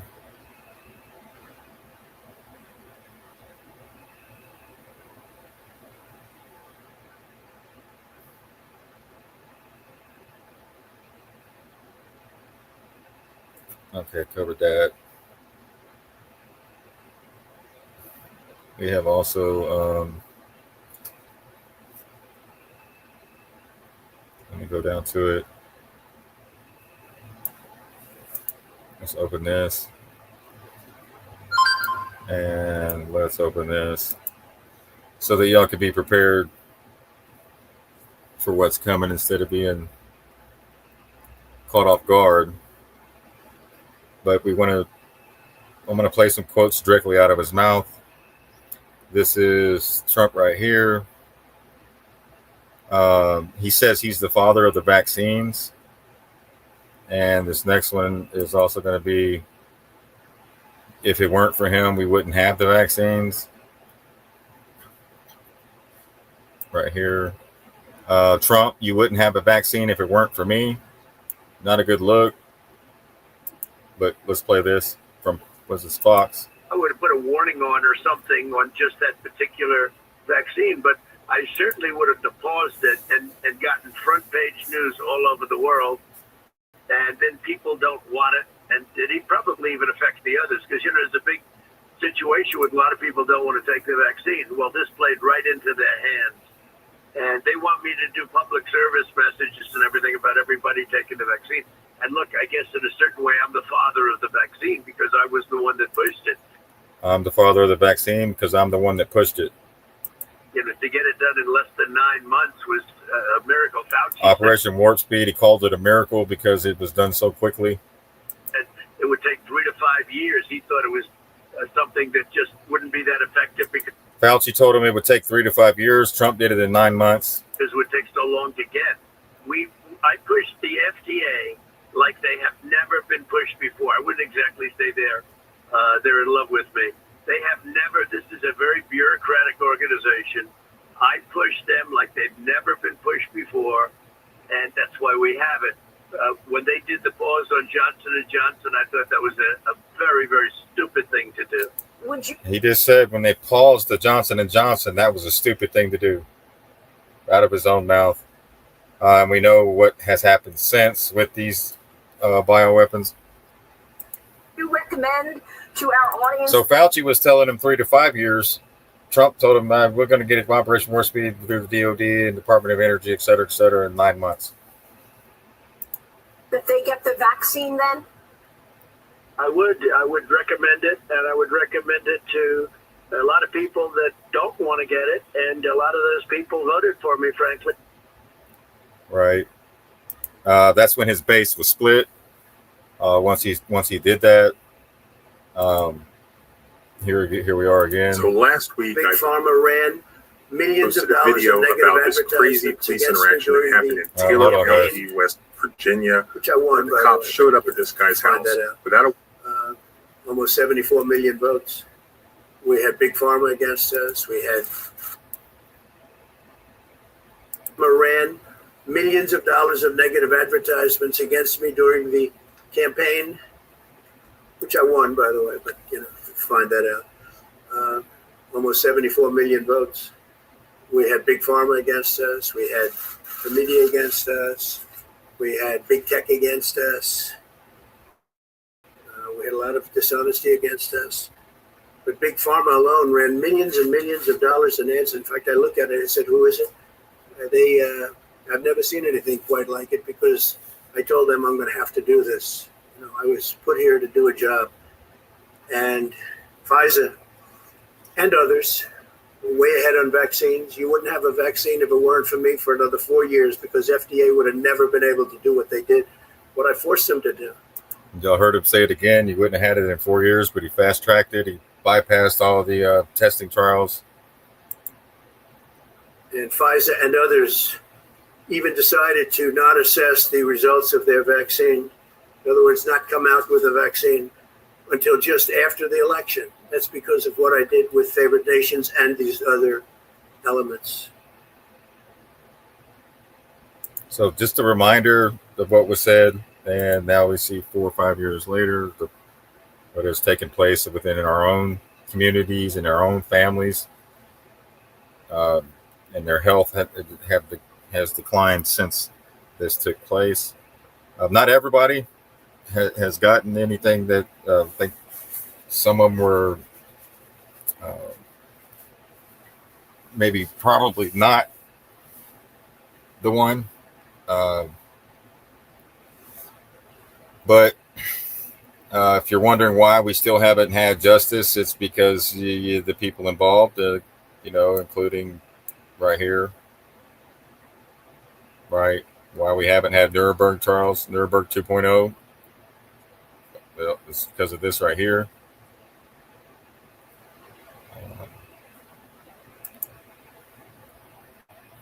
Yeah, I mean, it's because of that right there, folks. But that's the psychological warfare. It's the propaganda. It's the Smith-Mundt Act. It's, a lot of us are way past this, but those that are jumping on board, we have some folks in the chat saying low vibes here, I'm out, but yet and still they're here commenting. And I'm not saying anything bad about those people. What I am saying is that they're still stuck in that timeline where, Trump's going to save us. No, Trump's not here to save us. We got to save ourselves. Okay. They have many angles to this whole thing to keep people caught up in the crossfire so that you don't never figure out what's going on. But we've gotten smarter than that. Why? Because we've learned to do the shadow work. We've learned to do our research all the way to the very end of the root. Right? I'm not taking none of that shit from the Trump character. He needs to do his damn job. He needs to do his job and liquidate the assets of the corporation, and let's see some heads roll. All right? And we got to do ours. None of that happens without us standing up for ourselves.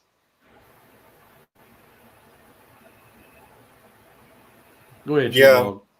I mean, we can bury our heads in the sand all day long and try to pretend like none of this is taking place while we're fast tracking our way through the Agenda 2030. And everybody's blinded and forgot what took place over the last 4 years. It's just a reminder as to why nothing's happening. And, I'm not going to apologize for what I brought. I can't always sit here and just share, I wish I could share just amazing news constantly taking place and winning. We're going to be so much winning. I wish I could do that. But it's just a reminder so people can understand what's taking place and they don't get suckered in, because there's more mRNA vaccines coming down the pipe. And if Trump put his name on it, how many people in MAGA would go get it again? Right. Just like they did 4 years ago. You got free will, but it's just, you need to do your research and understand what's in them. And when COVID started, most people went to the pharmacy and they were asking what's in the vaccines. And when they opened the paperwork, it was blank. And nobody's upset about that. I mean, nobody's like concerned about there was a blank paperwork at the pharmacy.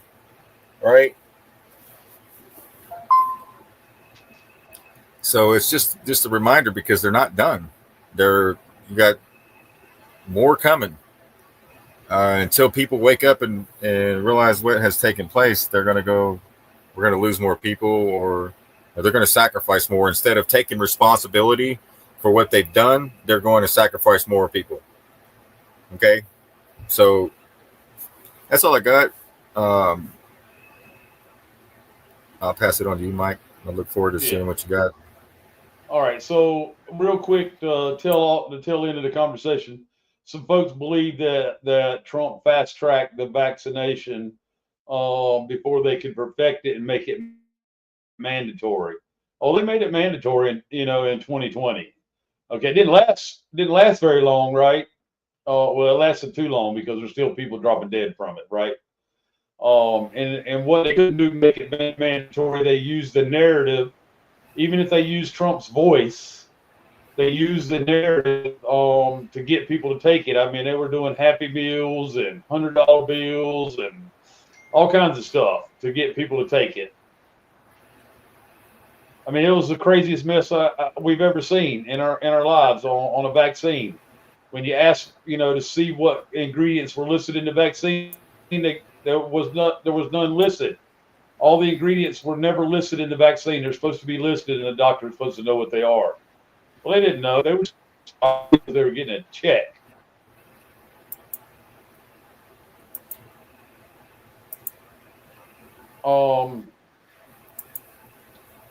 So again, there's many different angles to psychological warfare, the psyop, and the war games of generational warfare. Okay, and I'm not trying to sound like General Flynn, because I don't trust General Flynn at all. Okay, in fact, I know he's a scoundrel. All right, and that's politely putting it. Anybody pushing General Flynn, I wish you the best, but you're leading people off the cliff while you're running around telling everybody we're the ones leading people off the cliff. That's okay. I'm not against you. I'm against what I want you to do is to wake up or go ahead and admit that you're playing asleep and don't know any better, and see how it serves you, because every energy returns to source, folks. Karma's a bitch. Heads are going to be chopped off. All right. Yeah. One of the Trump characters the other day said that the lawyers and judges and all will be arrested, and that's very near. All right. That's why martial law was being mentioned again. It's why we are at the point where we have to do this public service announcement and share with you the narrative, so you quit falling in it. Okay. Me and Sheepdog talked about this a lot for the past couple of days. And we get caught up in it too, folks. It makes us mad as fire. It makes me say stupid shit. It makes me want to go do stupid shit. But I know I can't be a part of that anymore. That's not who I am. Yeah. And as a light worker, we got to have a balanced reporting. You got to not only report the positive, but you also have to report the negative. You can't always look at the positive, Right. positive. That's fake spirituality. There's a balance. Yep. Left and right, red and blue, negative and positive. So that way, when the positive does come hit you in your high vibe situation, you don't get taken out. You got to balance. There you go. Absolutely. So, by the middle of the week, I'll have this stuff put into a PDF for everybody. Or you can create your own, but this is the habeas corpus that was a public service announcement in 2021 by the indigenous. Okay. Now comes we the people. Pursuant to the law of righteousness in agreement with all similar situated sovereigns of the land as established by nature and nature's law enforceable by natural means. Having discovered a blatant miscarriage of justice, being deprived of the rightful chieftains of the land who were from the land, living on the land, being held incommunicado by an artificial and fictitious government under guise and disguised as the United States governing body, having discovered several radical jurisdictional defects that requires by all laws of right and righteousness an immediate address to we the people of the land by the high chief on the land, currently held as a political prisoner and by default renders the chieftain henceforth referred to as Larry Hoover and Hoover in short, to be henceforth produced by the great writ to resolve the matter by public address and tribal discourse amongst the collective of the tribal chieftains, henceforth referred to as the tribal council, to state sovereign rights are intact by general consensus of tribes, now united in agreement to restore the land, the people, and the tribes. All right, that's just the first.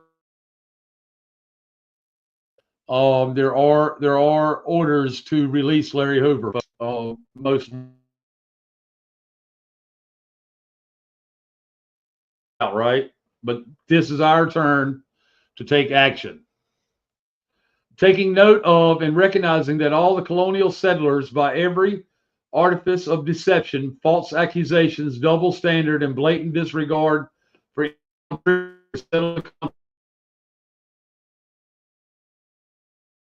the code, having recognized in all manner of corporate recognition and admiralty and maritime the long-standing power of the writ of habeas corpus to produce upon confident demand to be brought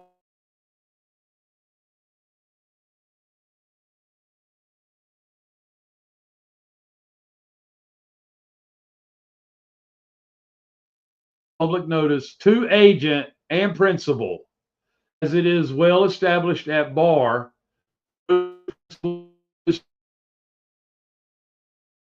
notice to principal, to produce in plain public sight and collective media convergence to ensure proper address to the custodians of earth identified as the indigenous peoples under UN and the U.S. corporations de facto jurisdictions, undermining the de jure, who now assert our rightful superior jurisdiction under divine law in harmony with nature and all natural law, in one unified voice, demanding a public production of Hoover, Chief Malik, Angel Bay et al., and by birthright and divine right to secure the lands, waters, and airways by divine decree and ancient code of kings to ensure the welfare, harmony, and divine justice by divine order and asserted original right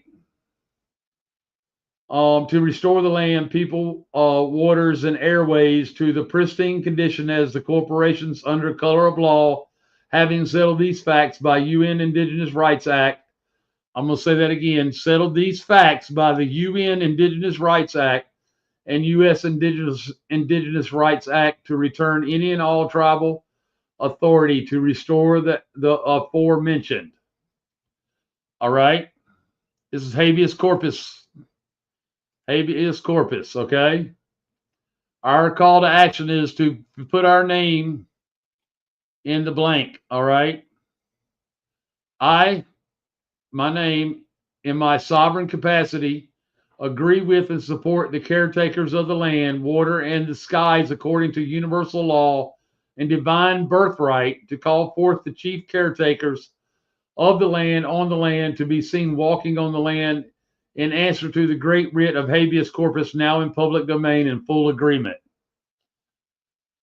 I'm going to get you this so that you can get it typed out for yourself, or I'll be putting it in a PDF over the next couple of days, and we can all pass it around, fill it out, and post it on social media. That's all we need to do is post it on social media so that it is timestamped. You are not giving up any rights to anybody to rule over you. This is simply an adaptation to to your birthright and the birthright of those that were here before the colonizers came to steal, rape, and pillage the land and the people, which is exactly what they done. Yes, we can post it as many times as we want. Good question, Nadine. All right. Public service announcement, folks. We're simply joining and uniting with the caretakers, the original indigenous caretaker, the original organic indigenous caretakers of the land. All labels aside, folks. Our land is sovereign, so therefore we're born on the land, we are sovereign. That's a covenant that cannot be broken. Make no mistake. If you were born here, you were here before in past lives.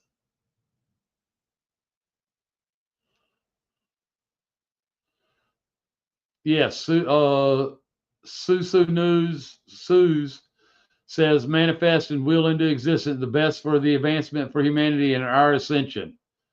That's a good one there. Absolutely. Yes, put it on True Social. Absolutely, that's cool. On any social media site you can put it on. All right. All right. So let's go to the root. Jurisdiction is how they continue to trick us into the Admiralty maritime law. And they're trapped, right? They're trapped of making us debtors when we're the actual creditors. Jurisdiction, all right? As a sovereign, you are agreeing to have jurisdiction over that moving forward.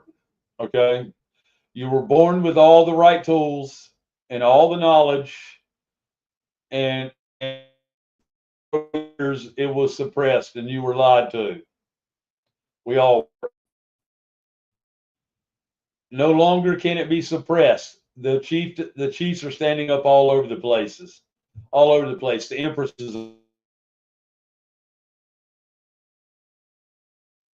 Our turn, folks.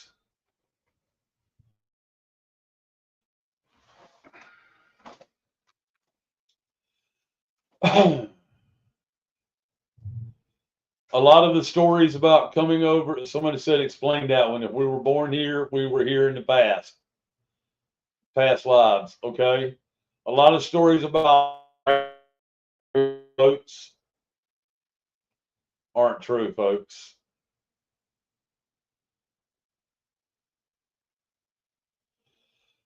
They aren't true.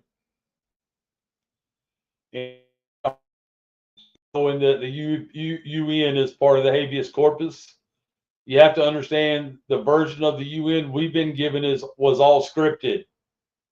It's not the true version of the UN.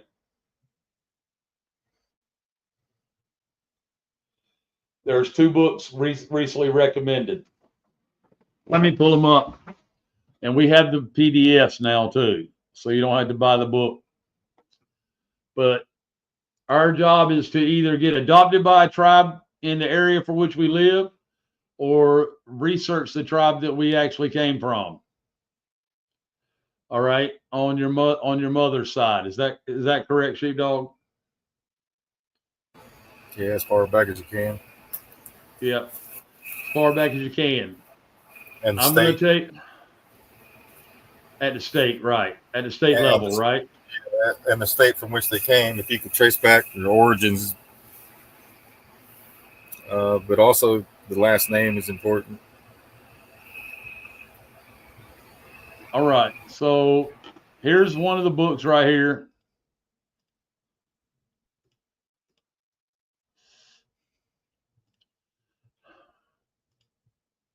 This is the United Nations Declaration of the Rights of Indigenous Peoples.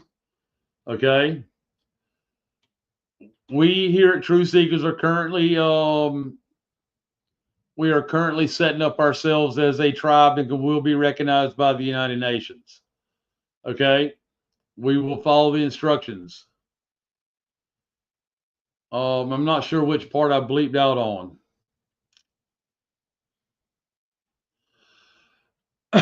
All right. These two books, the American Declaration on the Rights of Indigenous Peoples, give us the exact instructions to do that. So we will do that, and we will still join, like here in North Carolina, we will be a part of the Cherokee Nation. All right. Most of North Carolina is Cherokee Nation. I was actually born, not that it matters about me and where I was born. It does matter, but as a whole, you know, this is just one example. I was actually born in Wake County, which was at the old Rex Hospital, which was Tuscarora land. All right, which is a derivative of the Cherokee. All right. And my mother was and her mother, we traced back to Cleveland, Ohio, and the tribe that goes up there. I don't remember the tribe name right this minute, but I'm working on it still. So the understanding of jurisdiction determines how well we are capable of standing in proper persona and dealing with the legal fiction masquerading as our government. This is food for investigation of the ones faced with restoration of the original inhabitants of Turtle Island, to begin identifying the jurisdiction of the great law and the tribal rights, to purvey proper legal claim by land rights, to overcome the salvage rights, squatter rights, and admiralty maritime doctrine of the statutes and codes. Do your own investigation to be able to clearly see what this post is explaining for the original organic people of the land, the original caretakers of the land, on the land, as being one with the land. All right. We have the two PDFs, and Mrs. Sheepdog, if you would share those out, of the books.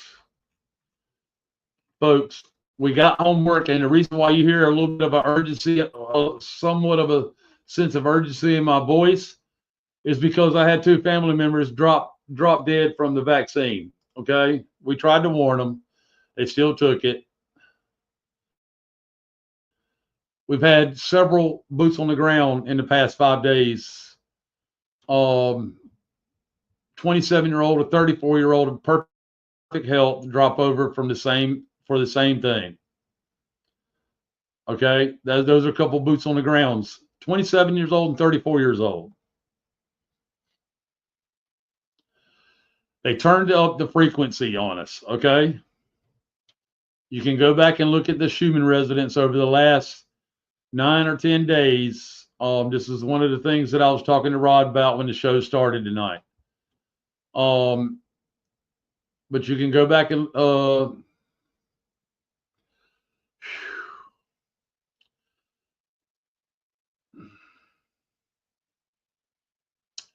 you can go back over the last 9 or 10 days, look at the Schumann residents, matching up the spikes with the increased frequency that shows on the Schumann resonance, and they turned it up on us, folks. All right, thus activating the mRNA that has been dormant for the most part for quite a couple of years, but now people are starting to drop again like flies.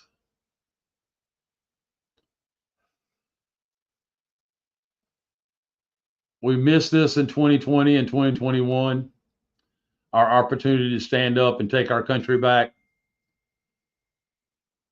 The Trump in 2017 inauguration speech was at 2 minutes and 41 seconds in, gave the power back to the people. We cannot miss this time. Everything's going to be just fine if we start taking action. Yes, we're going to see some shit. We're going to go through some shit still. And then we're going to clean this shit up and get on with the program.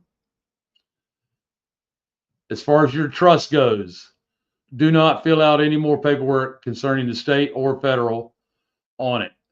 Anybody that is having trouble with getting the bank accounts, use your existing bank account. Make it the beneficiary in the trust. Okay, and I'm gonna go over that extensively in detail on the next show.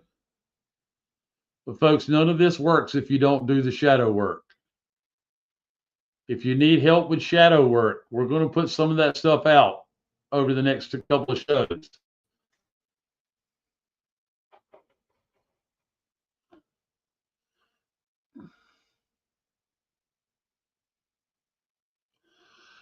Yeah, we're quickly approaching the 5-year mark. That's exactly right, Scott. Law means 3 different jurisdictions. L equals land, A equals air, and water W equals water. Absolutely. That's why he's had each one listed in the habeas corpus. Make trust the beneficiary, or make bank account beneficiary and trust, right? Make bank account beneficiary in the trust. The second part is right, cause keep spreading it that way.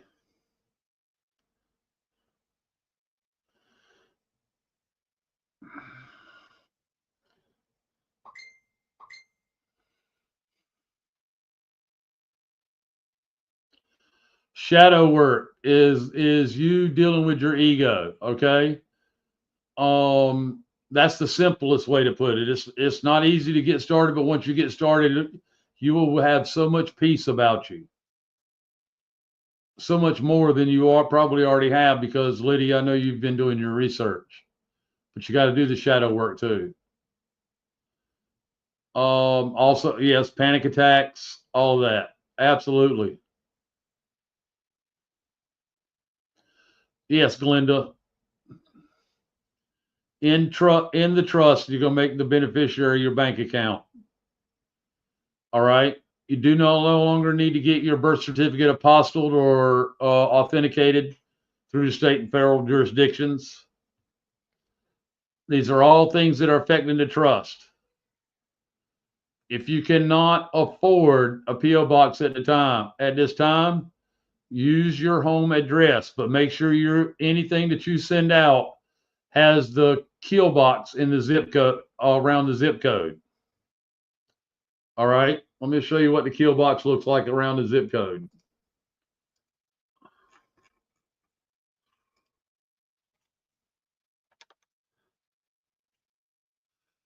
Let me see.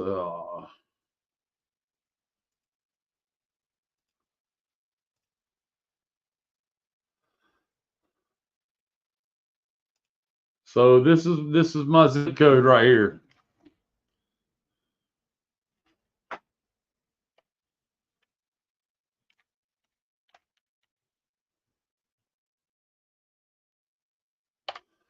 All right, you see these 2 boxes?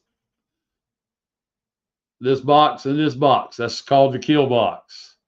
Okay? That removes lawfully the jurisdiction the federal jurisdiction over your address. All right, which is one of the reasons why we needed to get PO boxes. Obviously, we haven't flipped the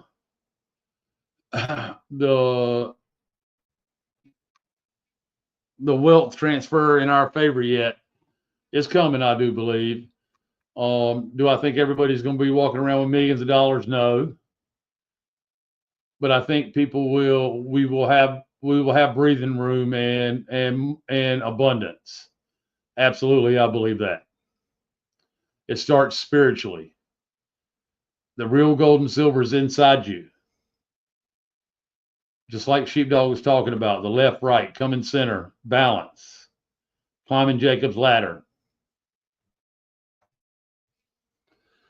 All right. If you do not have a trust and want to get into the trust classes, please call me between 12 and 4 so we can work something out. But this is most urgent that we get this habeas corpus followed if you so choose to. I'm not telling anybody that they have to. It's a decision you need to make yourself. Okay? The Truth Seekers Tribe is going to follow along with the directions to be listed as and recognized as a tribe on the land at the end through these 2 books. Okay? That's what they're for. All right? These are the PDFs.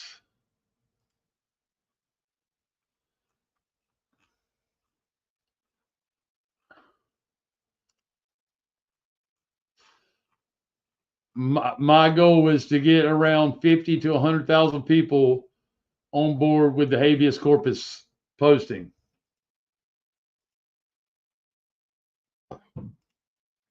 This right here, okay?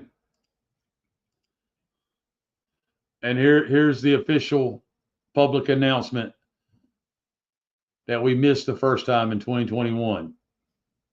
They started in 2020, did it again in 2021, and we just weren't ready yet. It's okay. So I don't want to keep everybody much longer because Rod is on a live right now. For those of you that might want to watch that, he's dropping some pretty important stuff. And we'll go from there. But I wanted to get this out urgently. For one, Sheepdog shared so much of the angle of the narrative that people keep getting caught up in, and that's to think that Trump is here to save us. No, Trump's here to take down the corporation. Quit getting caught up in the narrative if you are.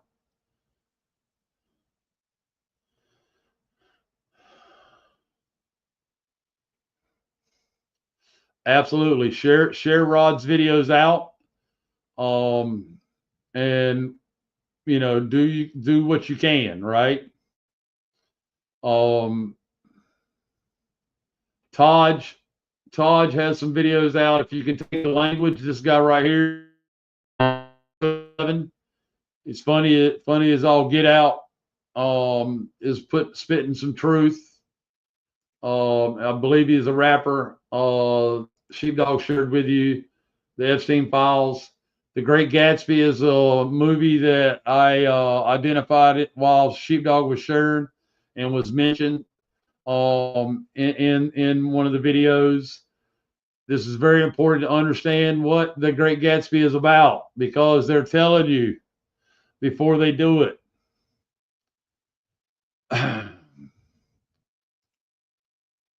Focus on yourselves. Focus on the actions that you can take in the home and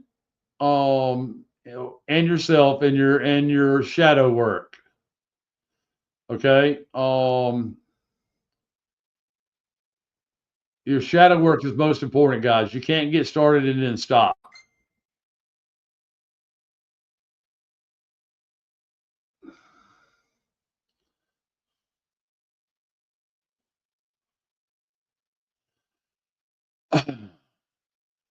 We do not do the state nationals. Okay, that's signing up for more of the same, folks. Nothing against anybody that has done it, but It's not going to get you anywhere.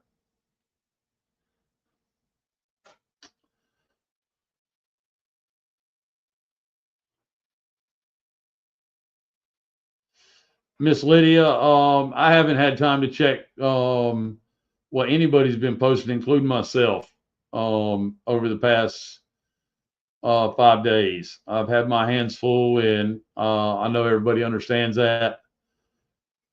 The sheepdogs and Cos and Glenda and the other admins have been helping keeping my head on straight. And I do appreciate that and love each and every one of them for it. Rod's link. Let me get that link for his live now. Let's see here.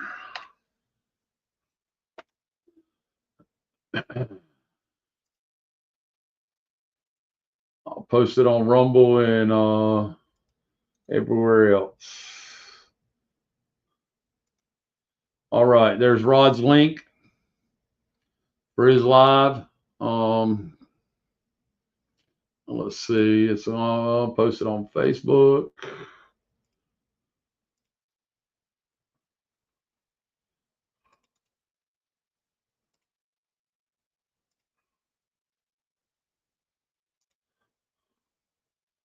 Let's post it on the truthseekers.com. When I post here, it generally goes to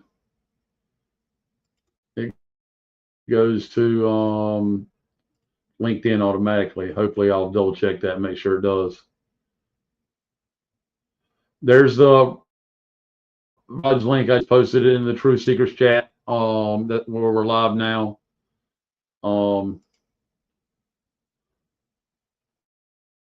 You're all welcome to watch the replay as well. I know it's 10:13 at night. Sheepdog really rocked it tonight and led us into this piece right here, which we're going to get more in depth to on Sunday, tomorrow. Let me see here. There we go.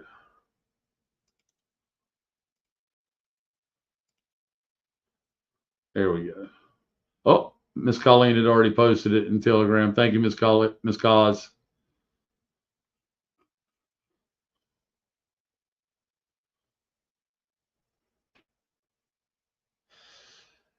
Yes, the graphene oxide and the higher frequency push from the Wi-Fi folks and the Schumann resonance is causing an activation once again when it comes to the vax. It's also causing activation of those who have had bronchitis. Because I got over it, then I broke a rib coughing, about a week and a half after. And others have complained about their ribs hurting and hard to get breath, like their lungs being heavy with the increased frequency. It's the density. It's the density of it. It's all been turned up to pressurize our insides. If you're not using your Wi-Fi when you're at home, unplug it. Seriously, folks, if you're not using it, unplug it. Try to have as much time during the day as you can where it's unplugged.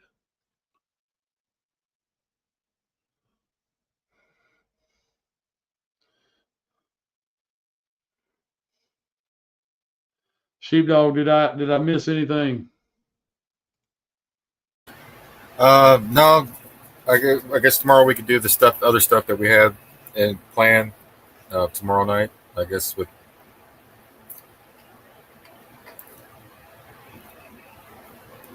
Pope Trump and everything, and that's about it.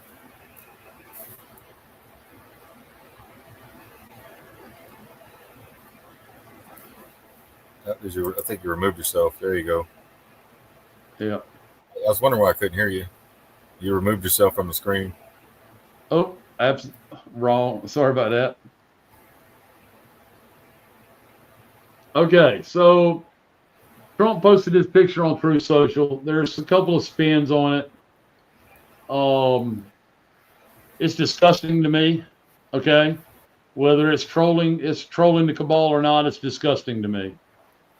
Because there are people falling over dead from the vaccine still, or once again, there are people getting kicked out of their homes that they've long since paid for. There are still homeless and growing a growing homeless population still today. There's nobody talking about the children and the child trafficking. P. Diddy. We didn't mention this. We can get into that too, some more tomorrow. P. Diddy. The consensus is P. Diddy's going to walk. The only thing mentioned in the court case was consensual sex with adults. Nothing said about the children. All right. One of the angles.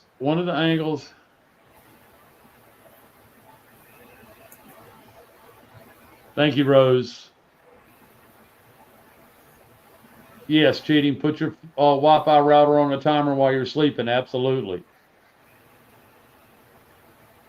Allie Carter is speaking out. Yeah, we got to get behind her as well. Okay.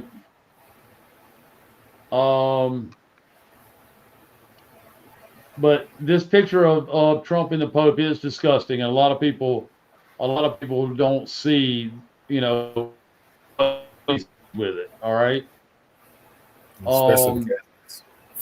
Especially the Catholics, exactly. Yeah. All right. I mean, this could be construed and spun as he's trolling the Catholic Church and the cabal, right? And he does have control over the gold, and he is going to see to it that it's done correctly. That doesn't mean he's saving us if that's the case, folks. That's why you need to be careful with these narratives. All right?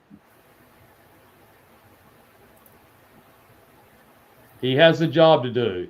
He was selected to be where he's at right now. The character was selected to be where he was at right now, groomed by test tube most likely, or masked, right? To be where he's at right now. Like the whole narrative of I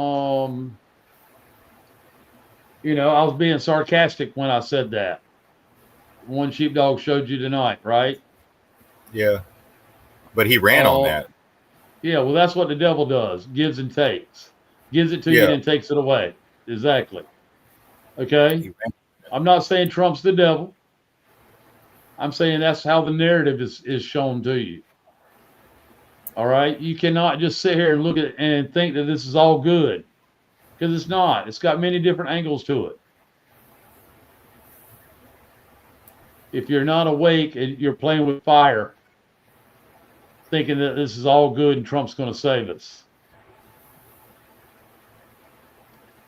Truth be known, Trump would keep all the gold to himself. If he has it all, he'd keep it all to himself. Dr. Jane Ruby. This is a Dr. Jane Ruby post. If y'all want to know more about Dr. Jane Ruby and what she does and the COVID and all that, she calls them all out, including Trump. That's what we have to do. He is begging us to question even him. Yeah, Trump doing the Pope pick is a promo for Israel. Exactly. Good catch, sheepdog. All right. The thumbnail on tonight's show, public service announcement was, let's see here.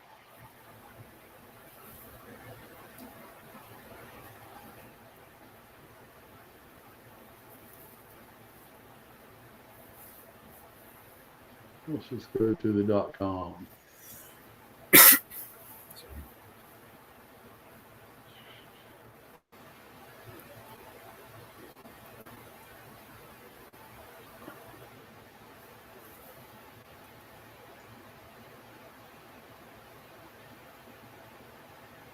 right here. After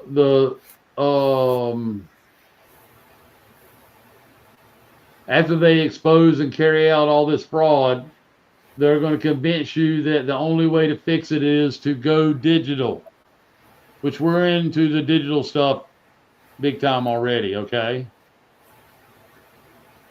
But they're gonna finalize it, just like you've seen that they sent North Carolina money, and Mr. Sheepdog showed you how the government there in Asheville is already planning on conspiring with the colonizers known as the federal government to build a smart city, right? We got to stop getting caught up in these narratives and these psyops. Our goal was not to wake people up, is to warn them.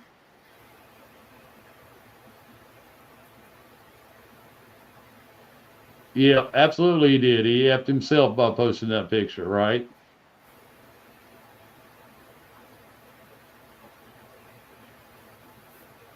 Yes, thank you, Miss Cause. I do have the PDF. I forgot about that. Cause has already sent me the PDF for the action I talked to you about taking. I'll get that shared out. It's already done. Thank you. See, Cause and the other admins and the sheepdogs have been helping me keep my head straight, and I'm so grateful.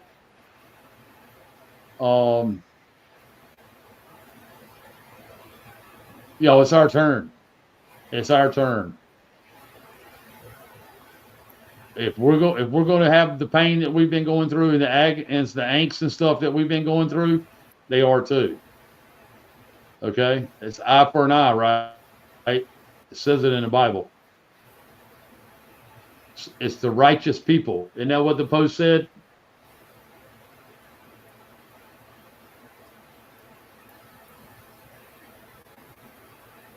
Now comes we the people, pursuant to the law of righteousness in agreement with all similarly situated sovereigns of the land as established by nature and nature's law.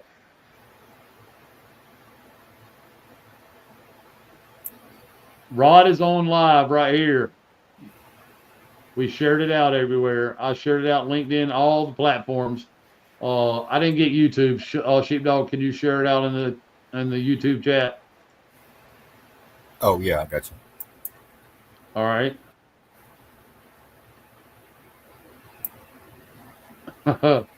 Lydia, my head is crooked. When I first came backstage, when me and Sheepdog first came backstage, I still had bedhead because I took a little nap this afternoon. I started to run on empty. A couple hours of sleep or less every night since what's been going on here with the family. But I took a nap and I got right up and jumped right on, put the show together and jumped on backstage with Sheepdog, and I had my camera on. I said, "Don't y'all laugh at my bedhead," and he started laughing. He said, "I won't laugh as long as you show it when you go live." Here we go. Oh, it's tame now because of my headset. I've taken it on and off a couple of times.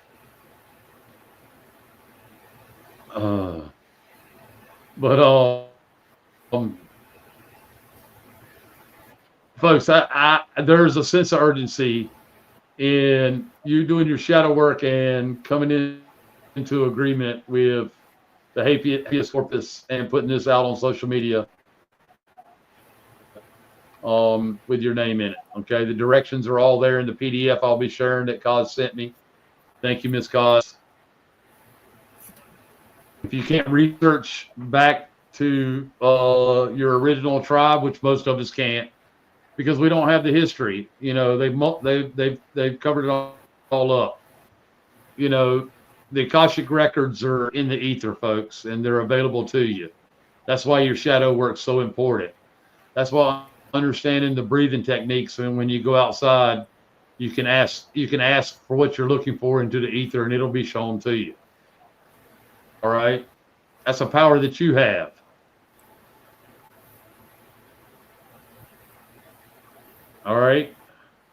And I'm tired of hearing Christians coming at me. You know, the Christian religion was stolen in 400 AD. It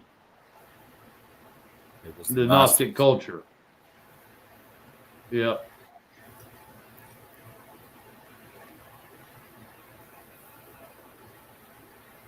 If you're living in an area like I found the Tuscarora tribe here in North Carolina, that map was pre 1492 when it listed all the tribes on the land. All right. If that's what you can find, get adopted into a tribe where you're living currently. All right. The Iroquois tribe's big in New York, New Hampshire, all that area. They were the original peacekeepers for the organic indigenous. That's where our Constitution came from. Right, Miss Glinda, right? That's cool, Miss Glinda. Right.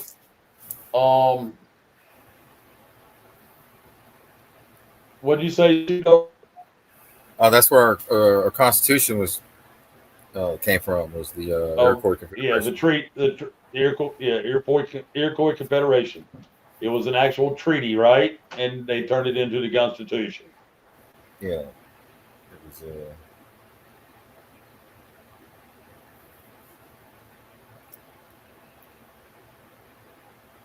But before we close out, Mike, I'd like to read a couple things real quick, if you don't mind. Right. Go ahead, buddy. Yeah. All right. I'm going to add this. So to better explain what's taking place and the concern on other people's, that it's not just us that's seeing what we're seeing. It's also other patriots, even fellow Texans, fellow veterans. Again, this is the Patriot voice again. He wasn't once saying this, but he woke up at some point. But he's saying the MAGA you thought you knew does not exist. This may be the most important post I ever make, and it is absolutely vital for everyone to understand. Many people are wondering what on earth is going on with Trump and this new administration.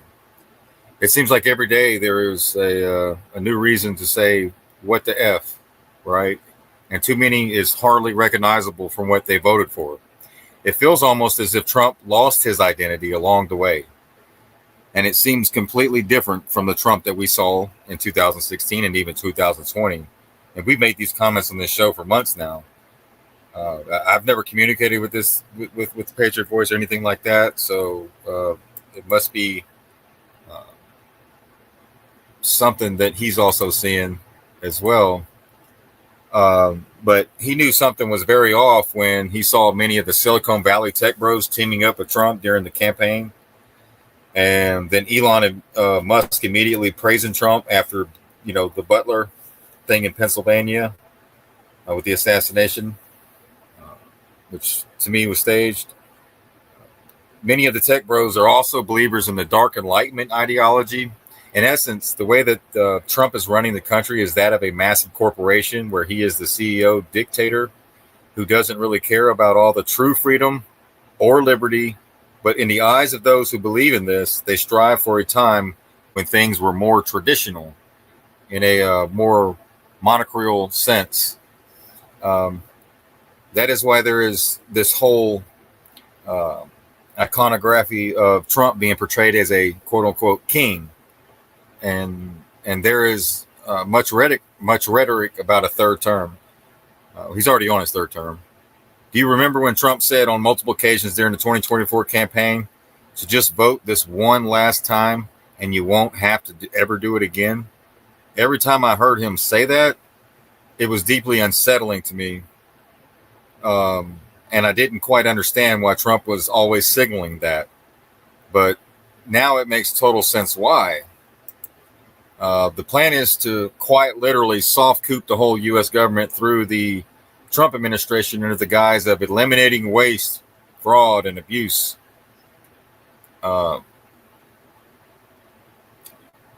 through Doge, eliminating as many government workers as possible, which looks great on the surface. But then to build it back using big corporation and full AI oversight governance, which will essentially act as a digital prison for American citizens.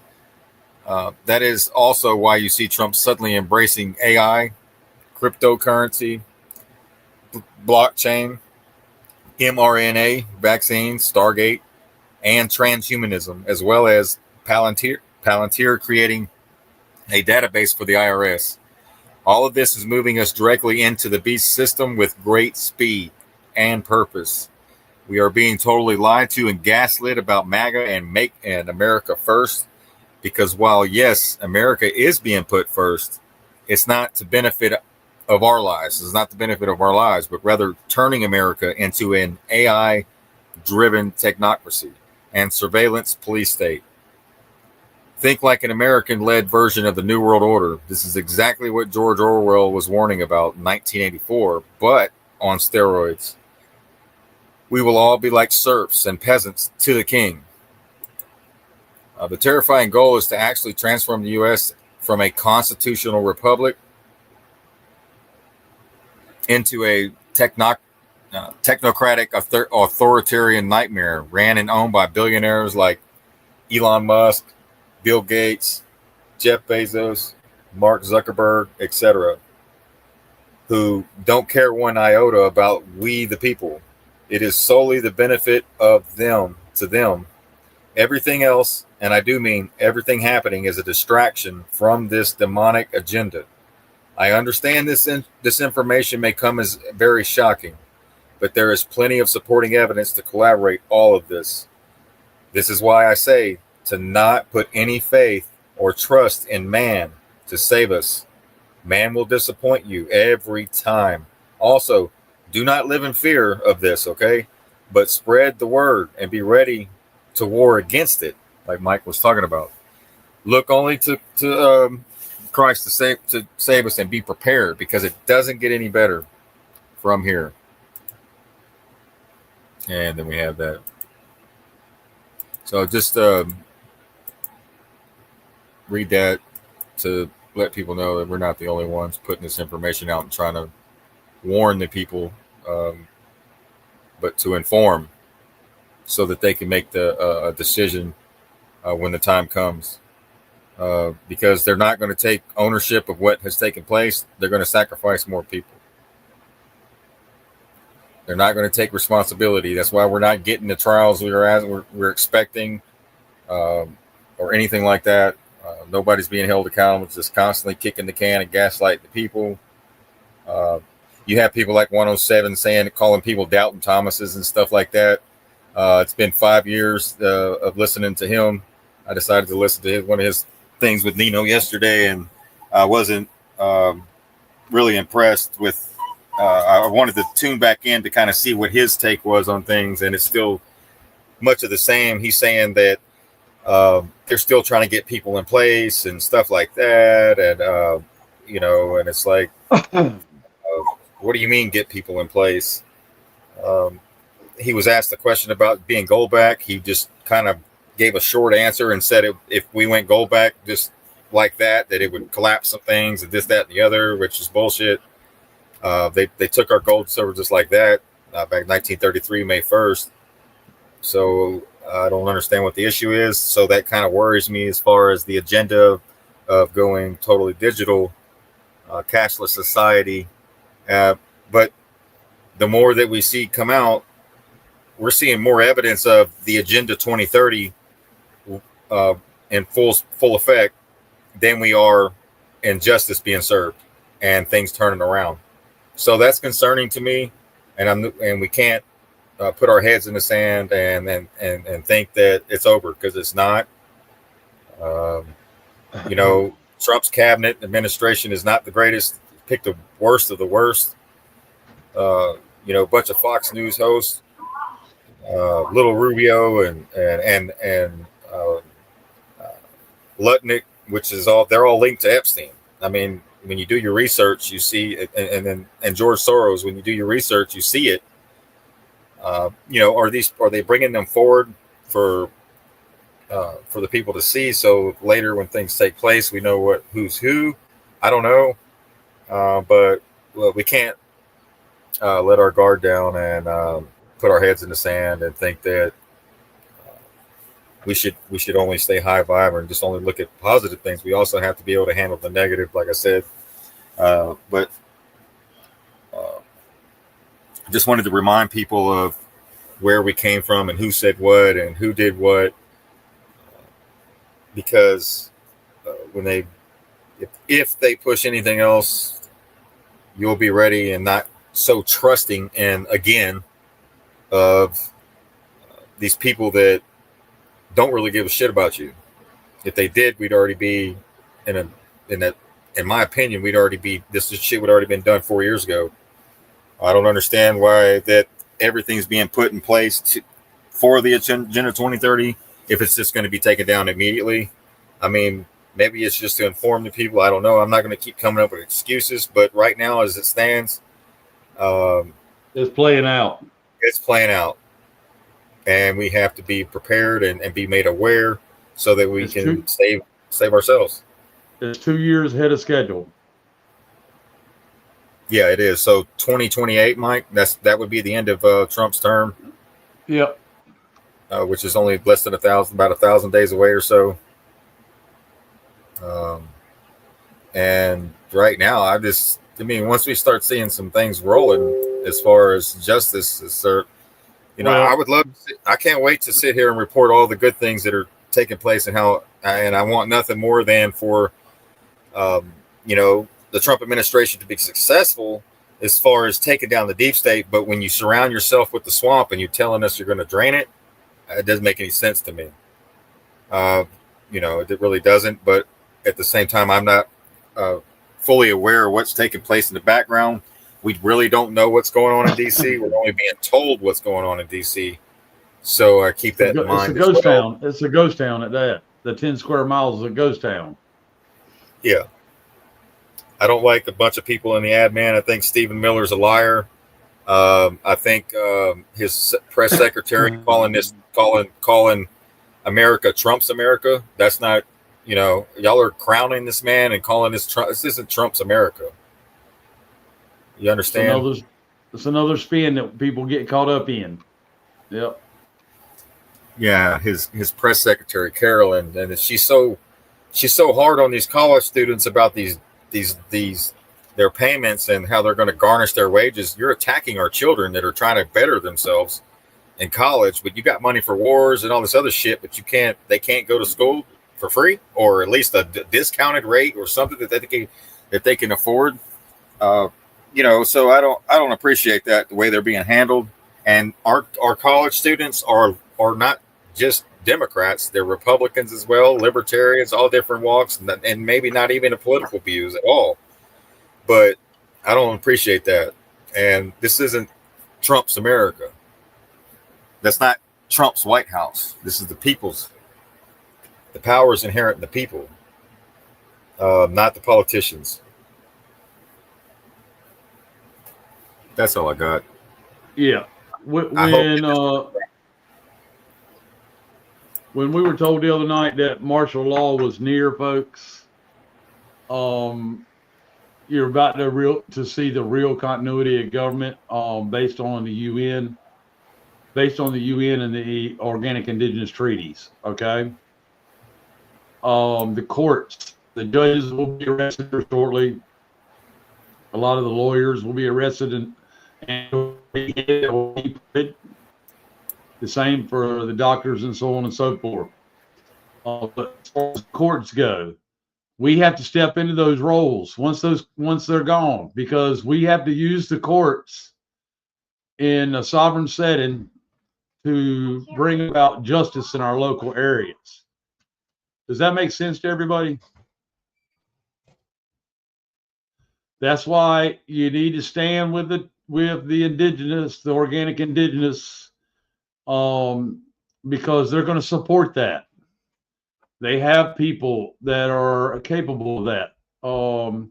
Here at the Truth Seekers Tribe, as we follow the instructions and get registered and properly listed as a tribe here in America. You know, we have to have a tribal mother. Well, Mrs. Sheepdog is preparing for that. God bless her.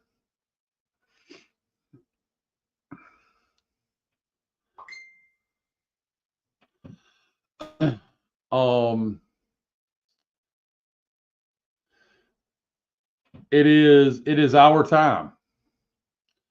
If we want to see these things and stop, we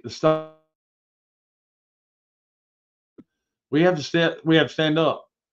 We got to voice our rights and stand up for them. Okay, it's natural law.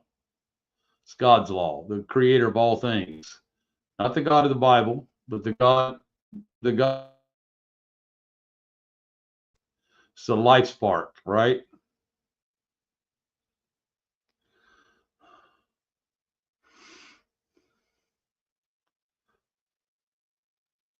I look forward to tomorrow night's show to bring you more in detail on the call to action and jurisdiction. Sheepdog is going to bring more in on the narrative and its different angles and get lighted and stop others that aren't aware of the gaslighting and getting caught up in the narrative.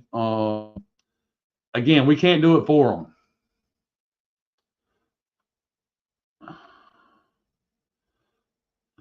Absolutely, Miss Scruffy. And Miss Scruffy, I got some good news for you. Cause or Mrs. Sheepdog, one of y'all reach out to Scruffy and let her know what's going on. Yeah, so many have absolutely no idea, but that's okay. That's okay. Inherently, all people are good, folks. Okay, and we will do our part, which will bring the good out in those people that are good. Okay, and remember, I promised not just months ago, not just weeks ago, not just days ago. The sheepdogs and I have a pact. We're not going to let good people sell themselves down the river. Right on, sheepdog? No. I put my freedom on the line and my life on the line. There you go. I'm right there with you. Love you all. Hope you have a great night. We'll see you tomorrow night.